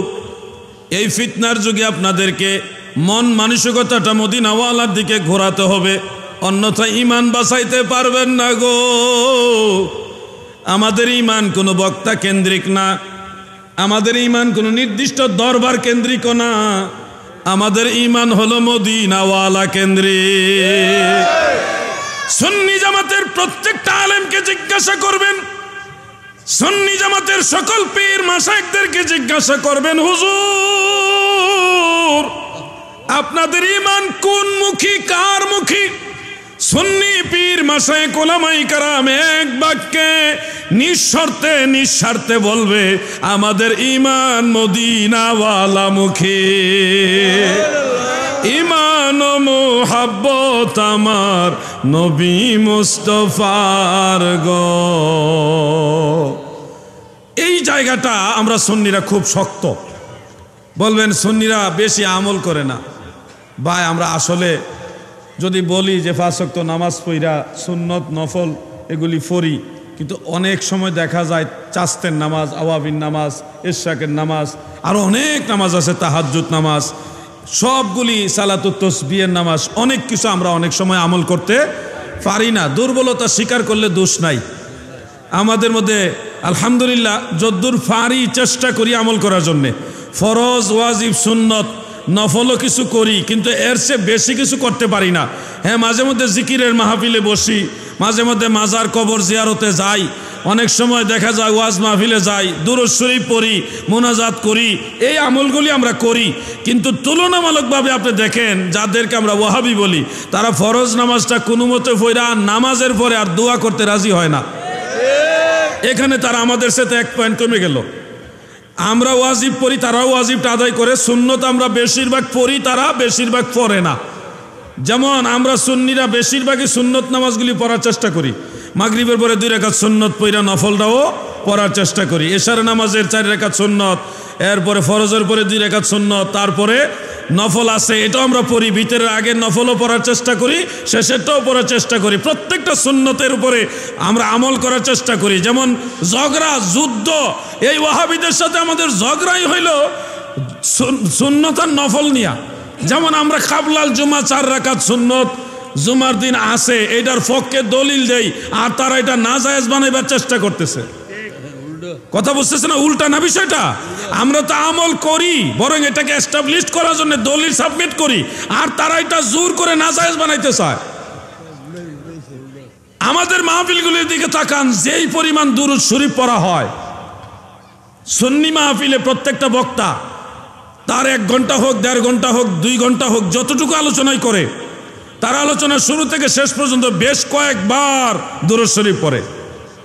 আপনি দেখেন ওয়াহাবিদের মাহফিলে শুরুতে বিপদে পইরা হোক, ইচ্ছাই হোক আর অনিচ্ছাই হোক, এই যে একবার দুরূদ শরীফ পড়ছে, দুরূদ ইব্রাহিম, মুনাজাতের আগে তাদেরকে ওরকম আর দেখা যায় না যে দুরূদ শরীফ পড়তে। তাহলে দুরূদ শরীফের ব্যাপারও আমরা তাদের সাথে আগায় আছি। কথা বুঝতেছেন আপনারা? এক ধরনের ওয়াহাবি বের হয়েছে, তারা মুনাজাতও করে না, মাহফিলের শেষও মুনাজাত করে না, হাত তুলে। আমরা কি মুনাজাত করি? জোরে কোন করি? তাহলে মুনাজাতের দিকেও তাদের চাইতে আমরা আগায় আছি। তারা বলে খালি আয়না ঘরে ঢুকাইছে। এত আয়না ঘর কই ছিল? কত মানুষ জেল খাটলো, কেউ কইল না আয়না ঘর আছে। আমিও তো জেলে গেছিলাম, আপনারা কি জানেন না? আমিও তো জেলে গেছিলাম, আয়না ঘর আছে এই খবর তো জানতাম না। আমার নিয়ে জেলে ঢুকাইছে, চিন্তা করলাম দূর কি করবো, এখানে কাজ কি? 5 ওয়াক্ত নামাজ পড়ছি, মুনাজাত করছি, মুনাজাতে আবেগ ছিল, কানছি, মানুষ হাওমাও করে কানছে। মুনাজাত শেষ, অবসর, কোনো কাজ নাই, কি করবো? ডাক দিয়ে কইছে আসেন আমরা একটু মিলাদ শরীফ পড়ি। জেলের ভিতরে যত ওয়াহাবিয়া ছিল তারা সুদ্ধা সবাই মিল্লা মিলাদ পড়া শুরু করছে। মিলাদ পড়ে আবার মুনাজাত। কি করতাম? মিলাদের মাঝে আবার জিকির আজকারও করছি। মুনাজাতে মুনাজাতে মিলাদে জিকির আজকারে পুরো জেলখানা একটা খানকা শরীফ হয়ে গেছে। প্রথম দিকে আমি যখন মুনাজাত ধরছিলাম জেলখানার ভিতরে, সবাই তো আবেগে আপ্লুত, বেশিরভাগ আসামি তো মিথ্যা মামলার আসামি। এরা মুনাজাত ধরছি বলে যখন কান্দা দিছি আমি, মানুষও কান্দা দিছে। আরে কান্নার রুল, পুলিশে দৌড়াই আইছে, মনে হয়েছে তারা ভয় পেয়ে গেছে, হয়তো কোনো কিছু একটা দুর্ঘটনা হয়েছে, এই জন্য মানুষ সবাই কাঁদতেছে। আইসা দেখে মুনাজাত ধরে সবাই কাঁদতেছে। আমরা মানে মুনাজাতে আল্লাহর কাছে কান্দাকাটি করছি। 17-18 বছর, 20 বছরের মতো বয়স, এরকম 10-12 জন ছেলে, এই কিশোর আর কি, তারা আসছে। একটা মুনাজাত শেষে বসে রয়েছি, আমি একটা এই জেলের একটা কোনার মধ্যে বসে রয়েছি। তো আইসাকে, হুজুর আমরা 2টা কথা কইতাম। কি কইবি? হুজুর আমরা কিন্তু খারাপ মানুষ। অসুবিধা কি? কম বেশি সবাই খারাপ, তোরা কি খারাপ? কি খারাপ করছো? হুজুর আমরা চিন্তাই করি। কি করে? চিন্তাই করে, চুরি করে, পকেট মার। তো আমি বললাম তো এইগুলি করস কেন? হুজুর আসলে যা করছি, কিন্তু আপনার মুনাজাত আমরা মনটা নরম হয়ে গেছে, আল্লাহকে আমরা মাফ করব। আমি বললাম তোমরা কি আকাশের তারার সমান পাপ করছো? না, এত পাপ করে নাকি? এত করছি না। আমি বললাম তোমরা কি জমিনের বালুকণার সমান পাপ করছো? হুজুর এত খারাপ না। খারাপ হইতে পারি, এত খারাপ না। পোলা ভাই এখন ঘুরছে, আমরা এত খারাপ না। আমি বললাম তাহলে আল্লাহর রহমত অসীম, তোমরা আল্লাহর কাছে মাফ চাও, ক্ষমা চাও, তিনি অবশ্যই তোমাদের মাফ করবেন। তিনি বলছেন লা তাকনা তুমি রাহমাতিল্লাহ, তোমরা আমার রহমত থেকে নৈরাশ হইও না। এরপর আমি বললাম যদি আল্লাহর কাছে তোমরা মাফ চাওয়ার পরে মাফ না পায়, তোমাদেরকে আল্লাহ মাফ না করে, তাহলে আমি আল্লাহর কাছে কমু তোমরা মাফ করার লাইগা। ফুলা হয় ছোট মানুষ তো, আচ্ছা হুজুর আপনি যেহেতু কইছেন আল্লাহর কাছে মাফ চামু। পরে মোনাজাতে ছেলেগুলি খুব আবেগ নিয়ে কাঁদছে। আবেগে কান্দার পরে মানে আমি নিজেও তো আমি তো আর বাইরে যে এত আন্দোলন চলতেছে আমি তো জানি না। আমারে জেলে দিছে, জেলে দিয়া জেলের যে মানুষেরা সবাই ওখানে মানে জেলখানার ভিতরে ভালো আছে, কান্দা কাইটা ভালোই আছে, আল্লাহর কাছে কান্দতেছে, ভালোই লাগতেছে। বিড়ি খাওয়া পর্যন্ত জেলখানায় কমে গেছে। বুঝেন না কিরকম একটা অবস্থা তৈরি হয়েছে। 1 সপ্তাহ জেলে ছিলাম, 1 সপ্তাহের ভিতরে 4 ভাগের 3 ভাগ আসামি তারা জামিন পেয়ে গেছে। ওই ছেলেগুলো যারা আমার কাছে আসছে এরা আমার আগে জামিন পেয়ে গেছে। আমার তখন একটা ভয় ঢুকে গেছে, উমা আল্লাহ মাফ করে দিছে, আমার দিহি মাফ করলো না। তাদেরকে যেহেতু জামিনের ব্যবস্থা হয়েছে, নিশ্চয়ই আল্লাহ তাদের মাফ করছে। আমার এখন আল্লাহ জামিনের ব্যবস্থা করছেন, আল্লাহ মনে হয় আমার মাফ করছেন। আমার ভিতরে একটা ভয় ঢুকে গেছে, ও আল্লাহ আমারে কি তাহলে তুমি মাফ করছো না? এই আরো একটা ভয় ঢুকে গেছে আমার ভিতরে, আরো চলছে। এই এক সপ্তাহ মাত্র 7 দিনের ভিতরে পুরা জেলখানা, যেটার মধ্যে আমি ছিলাম, জেলখানাটা খালি হয়ে গেছে। অল্প কয়েকজন মানুষ যারা যাবজ্জীবন প্রাপ্ত, যারা আসামি আশেপাশে জেলে যারা আছে, তারা বললো জীবনে এত আসামি জামিন পাইতে আমরা দেখছি না, পুরা জেলটাই খালি হয়ে গেছে। আমি সেদিন বুঝলাম, বান্দা যদি আল্লাহর কাছে দোয়া করে, আল্লাহ খালি ফিরায় না। জেলখানায় যাই আমরা আল্লাহর সাথে প্রেম করি, আল্লাহর সাথে সম্পর্ক করি, আর এরা গিয়া খালি কোন জায়গায় আয়নাগর, কই আয়নাগর? আমি আয়নাগরই তো খুঁজে পাইলাম না। আগে কোনোদিন আয়নাগরের কথাও শুনলাম না, এরা খালি আয়নাগরে যায় আর এই সিফাত যায়, এই আজাবে যায়, এই গজবে যায়। তোরা দুনিয়া তো আজাবে গজবে, আখেরা তো তোরা এরকমই হইব। আমরা রে আল্লাহ জাহান্নামও দিত না, এটা আমরা ইমান বিশ্বাস, কারণ আমরা নবীর গোলাম, নবীর গোলাম। আমরা রে জাহান্নামে দিত না কেন লেগে কইলাম, এটা আমাদের নবীর মহব্বতের জুড়ে কইলাম। নামে কিছু লোক যাবে, গেল জাহান্নামের আগুন তাদেরকে জ্বালাইতে পারবে না। বরং এই ধরনের লোক যখন জাহান্নামের উপর দিয়ে হেঁটে হেঁটে পুলসেরাত পার হবে, পুলসেরাত তখন বলবে তোমরা তাড়াতাড়ি পার হও, তোমাদের ভিতরে যে ঈমানের নূর, নূরে মুহাম্মাদির তেজ পাওয়ার, এটা আমি জাহান্নামের আগুন সহ্য করতে পারতেছি না। তারে আগুনে ফোড়ায় না, জমেও ধরে না, নবীর প্রেমিক যাহারা থাকে যদি সে গভীর সাগরে, নয়তো থাকো আগুনে। থাকলে কি হয় তার কিসের ভয়, আরে থাকলে কি হয় তার কিসের ভয়, যদি নবীজির মায়া হয়। তারে আগুনে পোড়ায় না, জমেও ধরে না, নবীর প্রেমিক যাহারা। আমরা সুন্নিরা জাহান্নাম নিয়ে তো ভাবি না, ভাবি মদিনাওয়ালা নিয়া। আমার নবী নি খুশি হয় আমরার উপর, এটা নিয়ে ভাবি রে বোকা। আল্লাহ খুশি হইব কেমনে, এই পদ্ধতি নবীজি শিখাইছে। নবী খুশি হইলে আল্লাহ খুশি। বলে না যে রেদাউল ওয়ালিদাইনি রেদাউর রাব্বি, মা বাপ খুশি হইলে আল্লাহ খুশি, বলে না? তা আমাদের এই কথা তো অবশ্যই মানি, মা বাবার সেবা করি। আরে কেউ যদি বলে তোমরা মাজারে যাও, তোমরা বাপ মারে খাওয়াও না কেন? আবার অনেকে বলে তোমরা পীরের বাড়ি গরু দাও, মহিষ দাও, হ্যাঁ নিজের বাপ মার খবর লয় না, পীরের বাড়ি মহিষ লয়ে যায়। এই ধরনের কথা অনেকে বলে। ও ভাই আমার, আমি আপনাকে বলছি, যিনি বলছেন যে আমরা পীরের বাড়ি মহিষ লইয়া যাই, মা বাপ মারে খাওয়াই না, আপনাকে বলছি ভাই, আপনি তো সারা বছর পরের বাড়ি খান। আমরা সারা বছর সুন্নি যারা আছি, যারা মহিষ দেই না গ্রুপ, আমরা পরের বাড়ি খাই না, আমরা নিজের বাড়িতে খাই, নিজের রুজিকিরা খাই। এরপরে নিজে বছরে 2-4 বার অন্ততকে একবার বাড়িতে মিলাদ মাহফিল করি, কইরা নিজে নিজের মা বাপ তো সব সময় খাওয়াই, এলাকার ময় মুরব্বী গ্রামবাসী এলাকাবাসীরও খাওয়াই কিনা? এরপরে আল্লাহ তৌফিক দিলে পীর মুর্শিদের বাড়ি তো লইয়া যায়। আমরা নিজেরাও খাই, মা বাপ ভাই বোন সবাইরে খাওয়াই, এলাকার মানুষেরও খাওয়াই, গরু জবাই করে খাওয়াই, আর মহিষ দিয়া খাওয়াই, আর সবজি দিয়া খাওয়াই। তো খাওয়াই না গ্রুপ তো আমরা। আর ওয়াহাবিরা পরের বাড়ি সারা বছর খায়, যারা পরের বাড়ি সারা বছর খায়, তারা যদি কই আমরা খাই, মানুষের গরু ফিরে বাড়ি নিয়ে গরু দেয়, মা বাপরে খাওয়াই, এটা হইল না? আমরাই তো মানুষের খাওয়াই। আজকে মাহফিল হয়তো তবরক নাই, আছে নাকি ভাই? মাইকটা কি আমার সাথে দুশ্মনী করতেছেন আপনি? আমার গলা টানতেছে, কষ্ট হইতেছে, 2বার বলা লাগছে আপনার। কোনো মাহফিলে বলা লাগে না, সাউন্ডটা কমাই দিয়ে আপনার লাভটা কি? এখন তো 2টা টাকা বেশি রুজি হইতো না কমাই দিলে। আপনার তো আছে জিনিসটা কেন কমাই দিয়ে রাখবেন? বাইরে না, ভিতরে আমার গলা টানতেছে, ভিতরে সাউন্ডটা একটু অ্যাডজাস্ট করেন। মাইক ভালো আছে, মাইক খারাপ না। আমার ভাইয়ে মনে হয় ওয়াজের ঠেলায় মনে খেয়াল নাই। মাইক কিন্তু বুমবাস্টিং মার্কা মাইক, এই মাইক ভালো। ব্যবসার জন্য আমি দোয়া করবো ইনশাল্লাহ। আর আমরাও ধরেন বেশিক্ষণ না, তো এই অল্প কয়টা কথা বলে এরপর চলে যাবো, আপনার মাইকও আপনি নিয়ে যাবেন, আমিও চলে যাবো। এর মাঝে দোয়া পাইবেন যদি সার্ভিসটা একটু মায়া লাগাইয়া দেন আর কি। আর যদি কষ্ট দিয়া দেন তাহলে তো আপনার মন থাকবো, কষ্ট দিয়েন না, ঠিক আছে? আমি দোয়া করব। আল্লাহুম্মা সাল্লি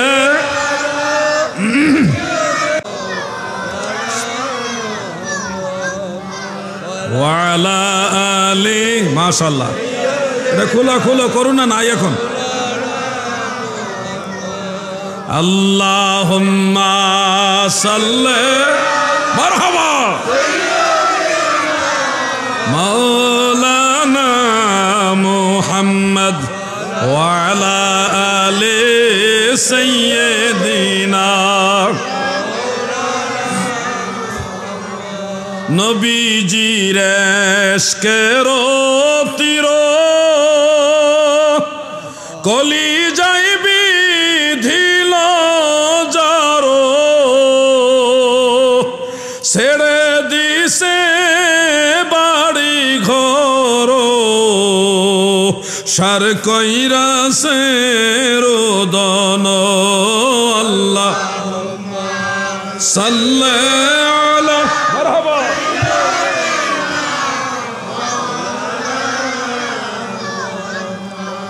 ওয়া আলা আলি সাইয়্যিদিনা।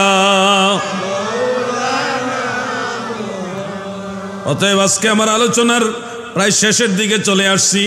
এই আলোচনার এই পর্যন্ত যতগুলি বিষয় আমরা বুঝলাম, ঈদে মিলাদুন নবী, উরুস মাহফিল, ফাতিহা, ইয়াজদাহুম, এই জিনিসগুলো ইসলামী শরিয়ার দৃষ্টিতে জায়েজ, সওয়াবের কাজ।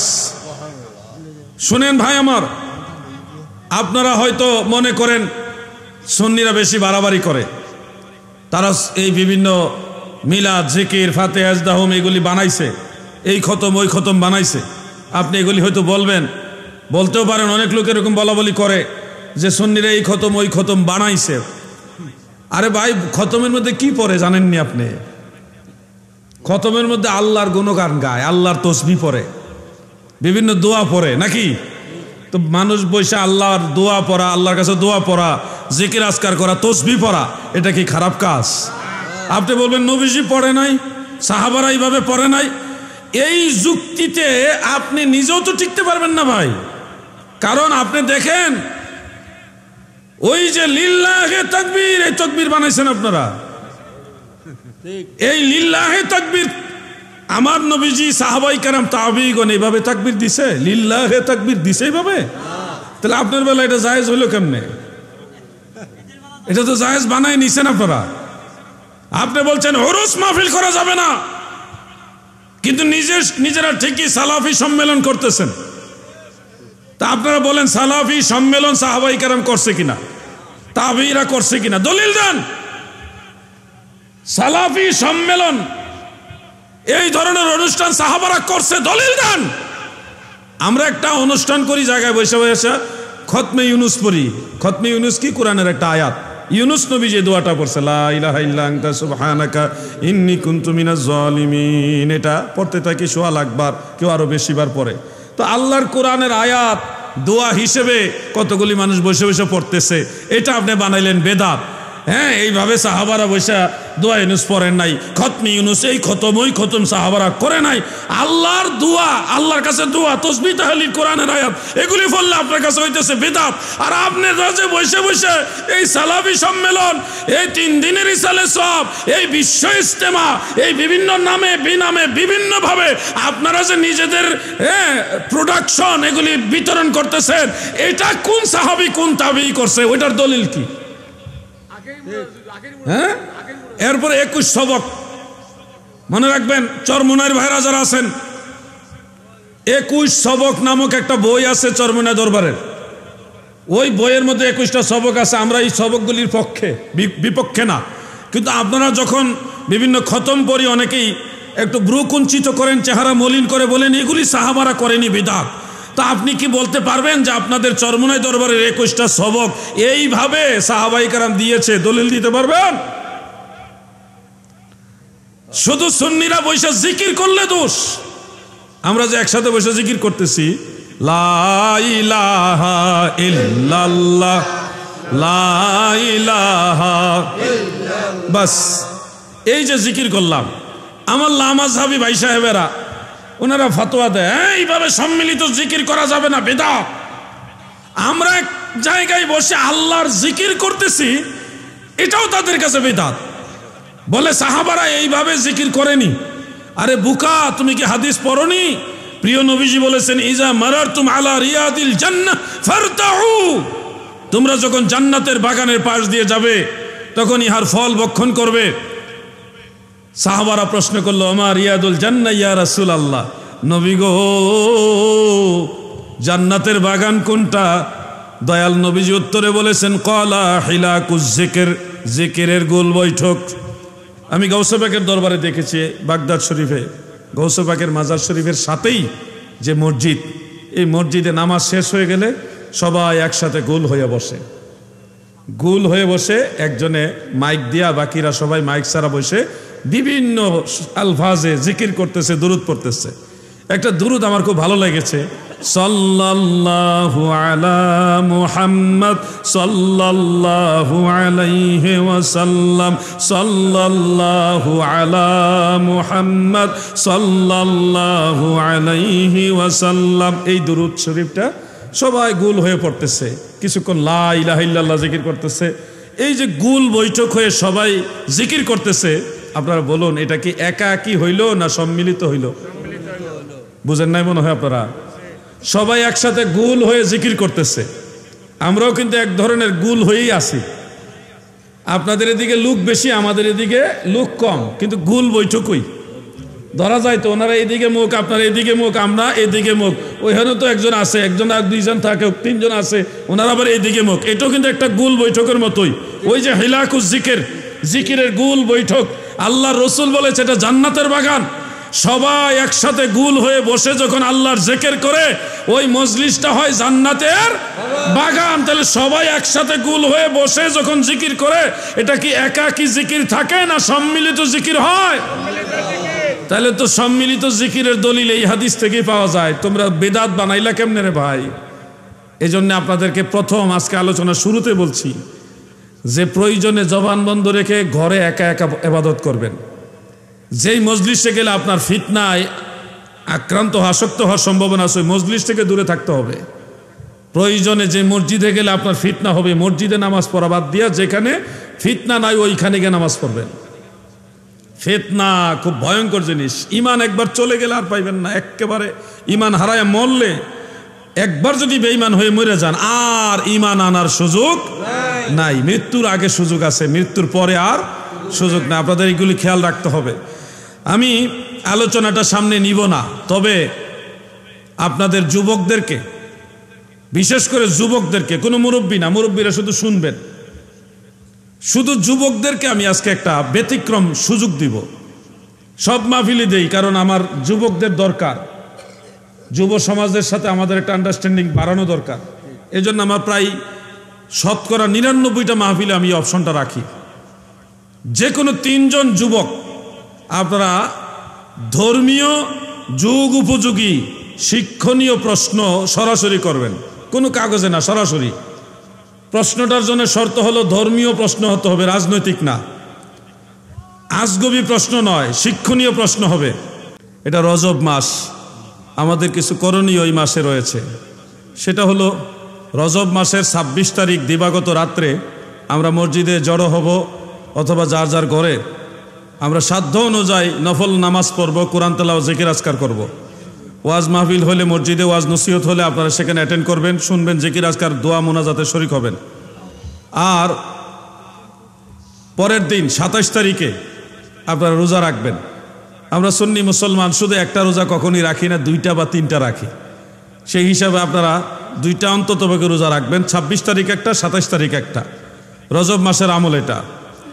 এটার ব্যাপারে বাইহাকি শুআবুল ঈমানের মধ্যে এবং ফাদাইলুল আওকাত লিল বাইহাকির মধ্যে হাসান সনদের হাদিস রয়েছে। ফি রাজাবিন লাইলাতুন ওয়া নাহারুন মান সামা যালিকাল ইয়াউমা কানা কামান সামা মিনাদ দাহরি মিআতা সানাহ ওয়া মান কামা তিলকাল লাইলাতা কানা কামান কামা মিনাদ দাহরি মিআতা সানাহ। আল্লাহর হাবিব বলেছেন রজব মাসে একটা দিন এবং একটা রাত রয়েছে। যারা ওই এক রাতে আল্লাহ তাআলার বন্দিগিতে কাটিয়ে দেয়, কিয়াম করে মানে নফল নামাজ পড়ে এবং দিনের বেলা রোজা রাখে, প্রিয় নবীজি বলেছে তার এক রোজা এবং এক রাতের বন্দিগি 100 বছর নফল নামাজ 100 বছর নফল রোজার সমান সওয়াব হবে। সেটা হলো রজব মাস 3 দিন বাকি থাকতে 3 দিন, তার মানে 30 দিন। নরমালি যদি আমরা হিসাব করি 1 মাস 30 দিন, সেই হিসাবে 3 দিন মাইনাস করে দিলে 27 বাকি থাকে। তাই 27শে রজব নামাজ এবং রোজা এই দুইটা আমল ইনশাআল্লাহ আপনারা করবেন, মা বোনদেরকেও বলে দিবেন এই আমলটা করার জন্যে। ওহাবিরাও অনেক ধরনের কথা বলে, সব কথা কানে নেওয়া যাবে না। যারা বলবে এটা করা যাবে না তাদের কাছে আদবের সাথে দলিল তলব করবেন যে এটা যে করা যাবে না এটার দলিল কি, কোন মুজতাহিদ বলেছেন এটা করা যাবে না। আপনি বললে হবে না, আমি বললেও হবে না, বললে ন্যূনতম একজন মুস্তাহিদের রায় লাগবে যে একজন মুস্তাহিদ একজন হাফিজুল হাদিস বলেছে এটা নাজাইজ বিদআত। যেমন কেউ যদি বলে এই রোগের ওষুধ আমি জানি, অথচ সে হলো অটো চালক, ক্যান্সার রোগের চিকিৎসা অটো চালকে করবে, অটো মানে ক্যান্সার রোগের বা কিডনির যে কোনো একটা বড় প্রবলেম, এই ধরনের রোগের চিকিৎসা অটো চালক, ভ্যান চালক বা চায়ের দোকানদার যদি করতে চায় তাহলে কি এটা পারফেক্ট হবে? এটা হবে না। কিন্তু একজন ডাক্তারে করতে চাইলে হবে। একজন ইঞ্জিনিয়ার যদি বলে বিল্ডিং আমি করে দিব, কোনো অসুবিধা নাই, তার ওই জ্ঞান আছে, ওই মেধা আছে, ওই যোগ্যতা আছে। কিন্তু একজন ভ্যান চালক যদি বলে, অথবা ধরেন 6 মাস 7 মাস সে যুগালি খেটে মোটামুটি ইট একটার উপর আরেকটা দেওয়া বা একটু প্লাস্টার করা এগুলি শিখছে, সে যদি বলে কিসের ইঞ্জিনিয়ার, আমি বিল্ডিং বানাইবো 10 তলা, একটা ইটের উপর আরেকটা ইট দিলেই তো হয়, তাহলে তো হয়ে যাবে নাকি? সবকিছুর একটা যোগ্যতা লাগে। কেউ যদি একজন ইঞ্জিনিয়ার যদি বলে এই বিল্ডিংটা সঠিক না, তাইলে অবশ্যই আপনাকে ধরতে হবে অবশ্যই এটা সঠিক না, কোনো না কোনো ত্রুটি আছে। আর একজন রিক্সা চালকে যদি বলে বিল্ডিং সঠিক না, তাহলে এই কথা ভ্যালু নাই। ধর্মের মধ্যে যদি কেউ হঠাৎ করে সলিমুদ্দিন কলিমুদ্দিন এসে বলে যে এটা বেদাত, তার কথার কোনো ভ্যালু নাই, কোনো গুরুত্ব দেওয়া যাবে না। কিন্তু একজন মুস্তাহিদ একজন হাফিজুল হাদিস যদি বলে এটা বিদআত, তখন এটা গুরুত্ব দিতে হবে।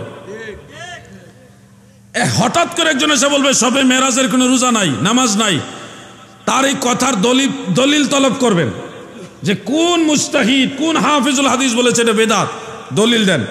দলিল দিলে ওকে, আর দলিল ছাড়া হইলে তার ওখানে মানে ভুল স্বীকার করে মাফসা হইয়া ছাড়বেন। 2-1টা ধৈর্য সোজা করে দিতে পারলে দেখবেন সোজা হয়ে যাবে সব। এইটুকু বলে আমি আমার আলোচনা শেষ করলাম।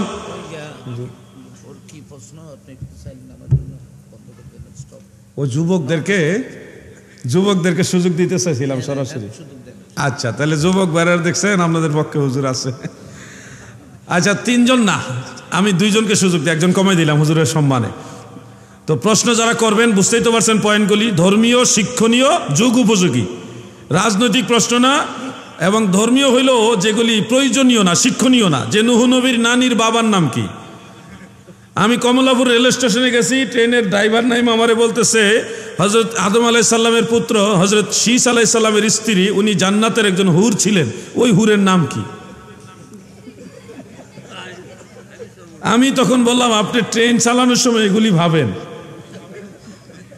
আমার আলহামদুলিল্লাহ জানা ছিল, বলে দিছি। দেখা গেছে এমন অনেক কিছু জানা থাকবে না। মূসা নবীর নানির বাপের নাম কি, এটা কি জানেন আপনারা? এটা জানা জরুরি। এখানে তো অনেক লোক আছে যে নিজের নানির নাম জানে না, কি থাকতে পারে না ভাই? এই জন্য ধর্মীয় প্রশ্ন যে কোনো 2 জন সরাসরি আদবের সাথে দাঁড়ায়া শুধু প্রশ্নটা করবেন। এর আগে 1 মিনিট একটু জিকির করি, ইসমে জাত আল্লাহ আল্লাহ আল্লাহ আল্লাহ আল্লাহ আল্লাহ আল্লাহ আল্লাহ আল্লাহ আল্লাহ লা ইলাহা ইল্লাল্লাহু মুহাম্মাদুর রাসূলুল্লাহ সাল্লাল্লাহু আলাইহি ওয়াসাল্লাম। যে কোনো একজন দাঁড়ান, আগে দাঁড়িয়ে সালাম দেন। যুবক,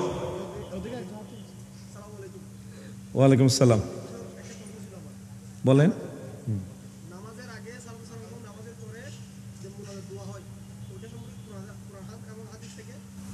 নামাজের আগে সালাতু সালাম না আজানের আগে? আচ্ছা আচ্ছা, বুঝতে পারছি। এই প্রশ্নগুলি অনেক জায়গায় হয়। নামাজের পরে যে মুনাজাত, এটা সুন্নতে রসুল। আমার প্রিয় নবীজি নামাজের পরে দোয়া করেছেন এই মর্মে 21টা হাদিস আছে। আর নামাজের পরে হাত তুলে দোয়া করেছেন দয়াল নবীজি এই মর্মে 9টা হাদিস আছে। তো সব কিছু মিলিয়ে এই বিষয়টা অস্বীকার করার কোনো সুযোগ নেই। একটা হাদিস সবসময় বলি, তফসির ইবনে আবি হাতেমের মধ্যে উল্লেখ, তফসির ইবনে কাসিরের সূরা নিসায়ের 97 থেকে 100 এই 4টা আয়াতের তফসির করতে গিয়ে হাফেজ ইবনে কাসির 2টা হাদিস উল্লেখ করেছেন, একটা তফসিরে তাবারি থেকে আর একটা তফসির ইবনে আবি হাতেম থেকে। সেই হাদিসটা হলো এইভাবে, আন আবি হুরায়রা রাদিয়াল্লাহু আনহু ক্বালা কানা রাসূলুল্লাহি সাল্লাল্লাহু আলাইহি ওয়াসাল্লাম রাফা ইয়াদাইহি বা'দা মা সাল্লামা ওয়া হুয়া মুস্তাকবিলাল কিবলাতি ইলা আখিরিল হাদিস। হযরত আবু হুরায়রা বলেন, নবী করিম সাল্লাল্লাহু আলাইহি ওয়া আলিহি ওয়াসাল্লাম নামাজের সালাম ফিরানোর পরপরই কিবলামুখী হয়ে 2 হাত তুলে দোয়া করেছেন। তাহলে এরকম আরো 8টা হাদিস আছে, টোটাল 9টা। যেহেতু প্রিয় নবীজি নিজেই নামাজের পরে হাত তুলে দোয়া করেছেন, বলুন আল্লাহর হাবিব যেহেতু নামাজের পরে হাত তুলে দোয়া করেছেন, সেহেতু নামাজের পরে হাত তুলে দোয়া করা জায়েজ না নাজায়েজ? বাস কেউ যদি এখন নাজায়েজ বলে একটা দলিল দেন, জয়ীফ হাদিস হলে চলবো, নিয়ে আসেন। আজানের আগে নবীজিকে সালাম দেওয়া যাবে কিনা? অবশ্যই দেওয়া যাবে। কেন দেওয়া যাবে? হযরত বেলাল রাদিয়াল্লাহু আনহু নামাজের এরাদা হিসেবে একামত অথবা আজানের পূর্বে নবীজিকে সালাম দিতেন। তাবারানির মুআজামুল আওসাতের মধ্যে হাসান সনদে হাদিসটা উল্লেখ রয়েছে এইভাবে, আন আবি হুরায়রা রাদিয়াল্লাহু আনহু قال কানা বিলাল রাদিয়াল্লাহু আনহু ইজা আরাদা আন ইউকিমা লিস-সালাহ ফাকালা আসসালামু আলাইকা আইয়ুহান নবী ওয়া রাহমাতুল্লাহি ওয়া বারাকাতুহু, রাওয়াহু তাবারানি ফিল আওসাত। অর্থাৎ হযরত আবু হুরায়রা বলেন, বেলাল রাদিয়াল্লাহু আনহু যখন নামাজের এরাদা করতেন, নামাজে দাঁড়ানোর এরাদা করতেন, তখনই নবীজিকে সালাম দিতেন। নামাজে দাঁড়ানোর চূড়ান্ত এরাদা হয় একামতের মাধ্যমে, আর প্রাথমিক এরাদা হয় আজানের মাধ্যমে। যখনই আজান দেয়, আজান শুনেন, তখনই তো আপনাদের নামাজের কথা মনে পড়ে। এই জন্য নামাজে দাঁড়ানোর এরাদা হিসেবে একামতের পূর্বে অথবা আজানের পূর্বে আল্লাহর নবীকে সালাম দেওয়া হযরত বেলালের সুন্নত। আজানের পূর্বে হযরত বেলাল রাদিয়াল্লাহু আনহু যে এই ধরনের কাজ করতেন, তার আরেকটা নিদর্শন আবু দাউদ শরীফে উল্লেখ, সুনানু আবি দাউদের মধ্যে উল্লেখ। তিনি যখন ফজরে আজান দিতেন, তিনি একটা ঘরের ছাদের উপরে দাঁড়ায় বলতেন, আল্লাহুম্মা ইন্নী আহমাদুকা ওয়াস্তাঈনুকা আলা কুরাইশিন আন ইউকিমু দীনাকা ক্বালাত সুম্মা ইউআযিনু। মহিলা সাহাবিয়া বলেন, বেলাল রাদিয়াল্লাহু আনহু এই দোয়াটা পড়ে তারপরে আজান দিতেন। তার মানে আজান তিনি সরাসরি দিয়ে দিতেন না, আজান দেওয়ার আগে ভালো কিছু পাঠ করতেন। এই জন্য ফজরে আজানের আগে এখনো মুয়াজ্জিন সাহেবরা বিভিন্ন দোয়া দরুদ পড়া গজল গায়ে তারপরে আজান দেয়। ওই বেলাল রাদিয়াল্লাহু আনহুর জামানা থেকে এটা চলে আসছে। মনে রাখবেন, এই আজানের পূর্বে নবীজিকে সালাম দেওয়া, একটা দোয়া পড়া, এটা আজানের অংশ না। আজানের অংশ মনে করলে আবার বিদআত হবে। আজানের অংশ মনে না করে মুস্তাহাব হিসেবে নবীর মহব্বতে নবীজিকে সালাম দিলে সেটা জায়েজ হবে, সওয়াব হবে, মুস্তাহাব হবে। হানাফি ফিকহের দৃষ্টিতে এটা মুস্তাহাব, জায়েজ আছে। বাস এক কথায় শর্টকাটে আপনার প্রশ্নের উত্তরটা দিয়ে দিলাম। এবার দ্বিতীয় আরেকজন দাঁড়াতে পারেন। ওয়ালাইকুম আসসালাম। আপনি যুবক নি? যুবক হই, যুবক হই।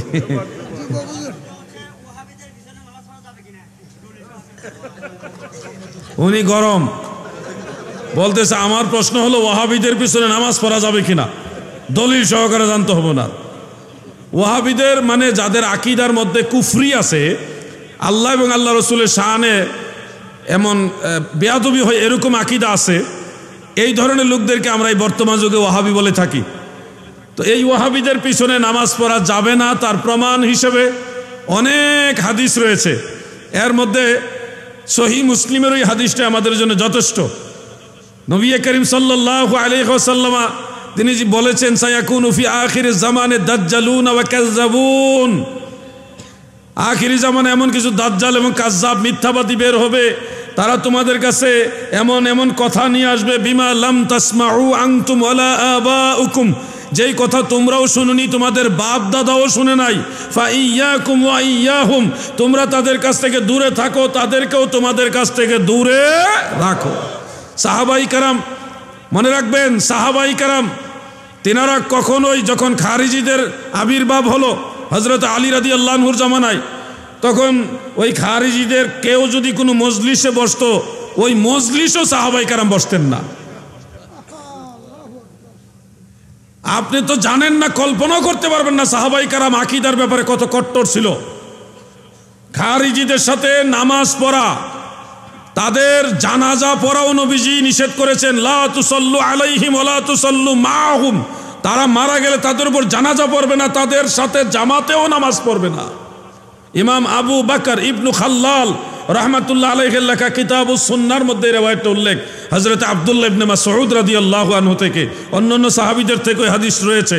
অতএব আমরা যারা আছি, আমরা বাতিল আকীদার লোক যারা, যাদের আকীদা খারিজি আকীদা, রাফিজি আকীদা, মুতাজিলা আকীদা, মুজাসসিম আকীদা, অন্য বাতিল আকীদা যারা আছে, তাদের পিছনে ইক্তেদা করব না। যদি কনফিউশনে পড়ি, সন্দেহের মধ্যে থাকি, সেক্ষেত্রে নামাজ পড়ব, কিন্তু জানা 3 দিনের মধ্যে জানতে পারলে ওই নামাজ দোহরাই নিব।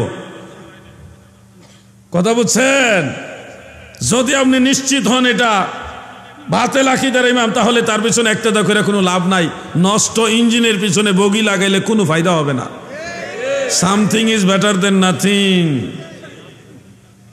কোনো কিছু না থাকার চেয়ে কিছু থাকা ভালো। আপনি তার পিছনে বড় সওয়াবের আশায় গিয়ে জামাতে শরীক হইলেন, কিন্তু দেখা গেল আম হয়ে গেছে, সালা হয়ে গেছে, এর চেয়ে বলে একলা একলা পড়েন, নাহলে 2-1 লই আলাদা জামাত পড়েন। ফিতনার আশঙ্কা থাকলে তাদের কাছ থেকে দূরে থাকবেন। ওই যে প্রয়োজনে নিজেকে ঘরের মধ্যে আবদ্ধ রাখো, জবান বন্ধ রাখো। বলছিলাম নি কথাটা? এইবার 3বার বলা হয়েছে। ফিতনার আশঙ্কা, বাবা খারাপ যুগ, এটা খুব খারাপ যুগ, কঠিন যুগ। আমি প্রত্যেকটা নামাজ জামাতে পড়ার চেষ্টা করি, কিন্তু আমি ওয়াহাবীদের পিছনে নামাজ পড়ি না। খুব মারাত্মক। আমি আকীদার ব্যাপারে কোনো সার নাই। বড় হুজুর, ছোট হুজুর, মাইজা হুজুর, সাইজা হুজুর, কোনো হুজুরকে আমি আকীদার মাটির ব্যবসা লইব, কোনো সার নাই। মাটির ব্যবসার কোনো জায়গায় সুন্নি জামাতে নাই। আকীদার ব্যাপারে আমি কারো সার দিই না। আমি বিশাল এক জনসমষ্টি, বড় এক জনসমষ্টি বাদ দিয়া দিছি শুধুমাত্র আকীদার কারণে। অথচ তাদের সাথে মিলেমিশে একটু তেল দিয়ে চললি হইতো না। আমি চললে মদিনাওয়ালার লাইনে চলবো। সাহাবাই কেরামকে গালাগালি করা যাবে না। মাওলা আলীকেও মানতে হবে, আমিরে মুআবিয়া রাদিয়াল্লাহু আনহুকে সম্মান করতে হবে, আহলে বাইত রাসূলকে মাথার তাজ মনে করতে হবে, সাহাবাই কেরামকে সম্মান করতে হবে। আমরা একটা মানবো আর একটা মানবো না, গালাগালি করবো, এটার নাম সুন্নিয়ত না। সুন্নিয়ত মানে একটা রূপরেখা। আমার পীর সাহেব কইছে আমিরে মুআবিয়া সাহাবী না, এই যুক্তি দিয়া কোনো সাহাবীকে গালি দেওয়া যাবে না। খবরদার, আপনার পীর সাহেব না, সারা পৃথিবীর সমস্ত আউলিয়াই কেরাম যদি এক পাল্লায় রাখে, আর একজন সাহাবীর পায়ের ধুলা যদি আরেক পাল্লায় রাখে, রাসূল করিম সাল্লাল্লাহু আলাইহি ওয়াসাল্লামের সোহবতের মর্যাদার কারণে তাদের পায়ের ধুলার মর্যাদা আরো বেশি হবে। কত দামি সাহাবাই কেরাম! সমস্ত সাহাবীদের সম্মান করতে হবে। আকীদার কারণে আমি বিশাল এক জনসমষ্টি ছেড়ে দিয়েছি। তো আকীদার ব্যাপারে ওয়াহাবীদের সাথে কখনো কনসিডার করা যাবে না। আল্লাহ আমাদের বুঝার তৌফিক দেন, আমিন। আজকে আর সামনে না, আমার লেখা 2টা বই আছে। একটা বই আমি হুজুরকে হাদিয়া দিয়ে যাই, এটা বড়টা দিয়ে যাই। এটা হলো প্রিয় নবীজির সালাত, হানাফি মাযহাবের নামাজ আর লা মাযহাবিরার ফিতনা। 2টা আমি 2 পক্ষের দলিলগুলি আনছি এনে। হানাফি মাযহাবেরটা যে গ্রহণযোগ্য এবং অধিকতর বিশুদ্ধ, এটা আমি তুলে ধরেছি বইটার মধ্যে। আপনাদের প্রত্যেকের প্রয়োজন। এটা হাদিয়া 500 টাকা, কেউ লাগলে নিতে পারেন। আর এই বইটা আমি হুজুরকে হাদিয়া দিলাম।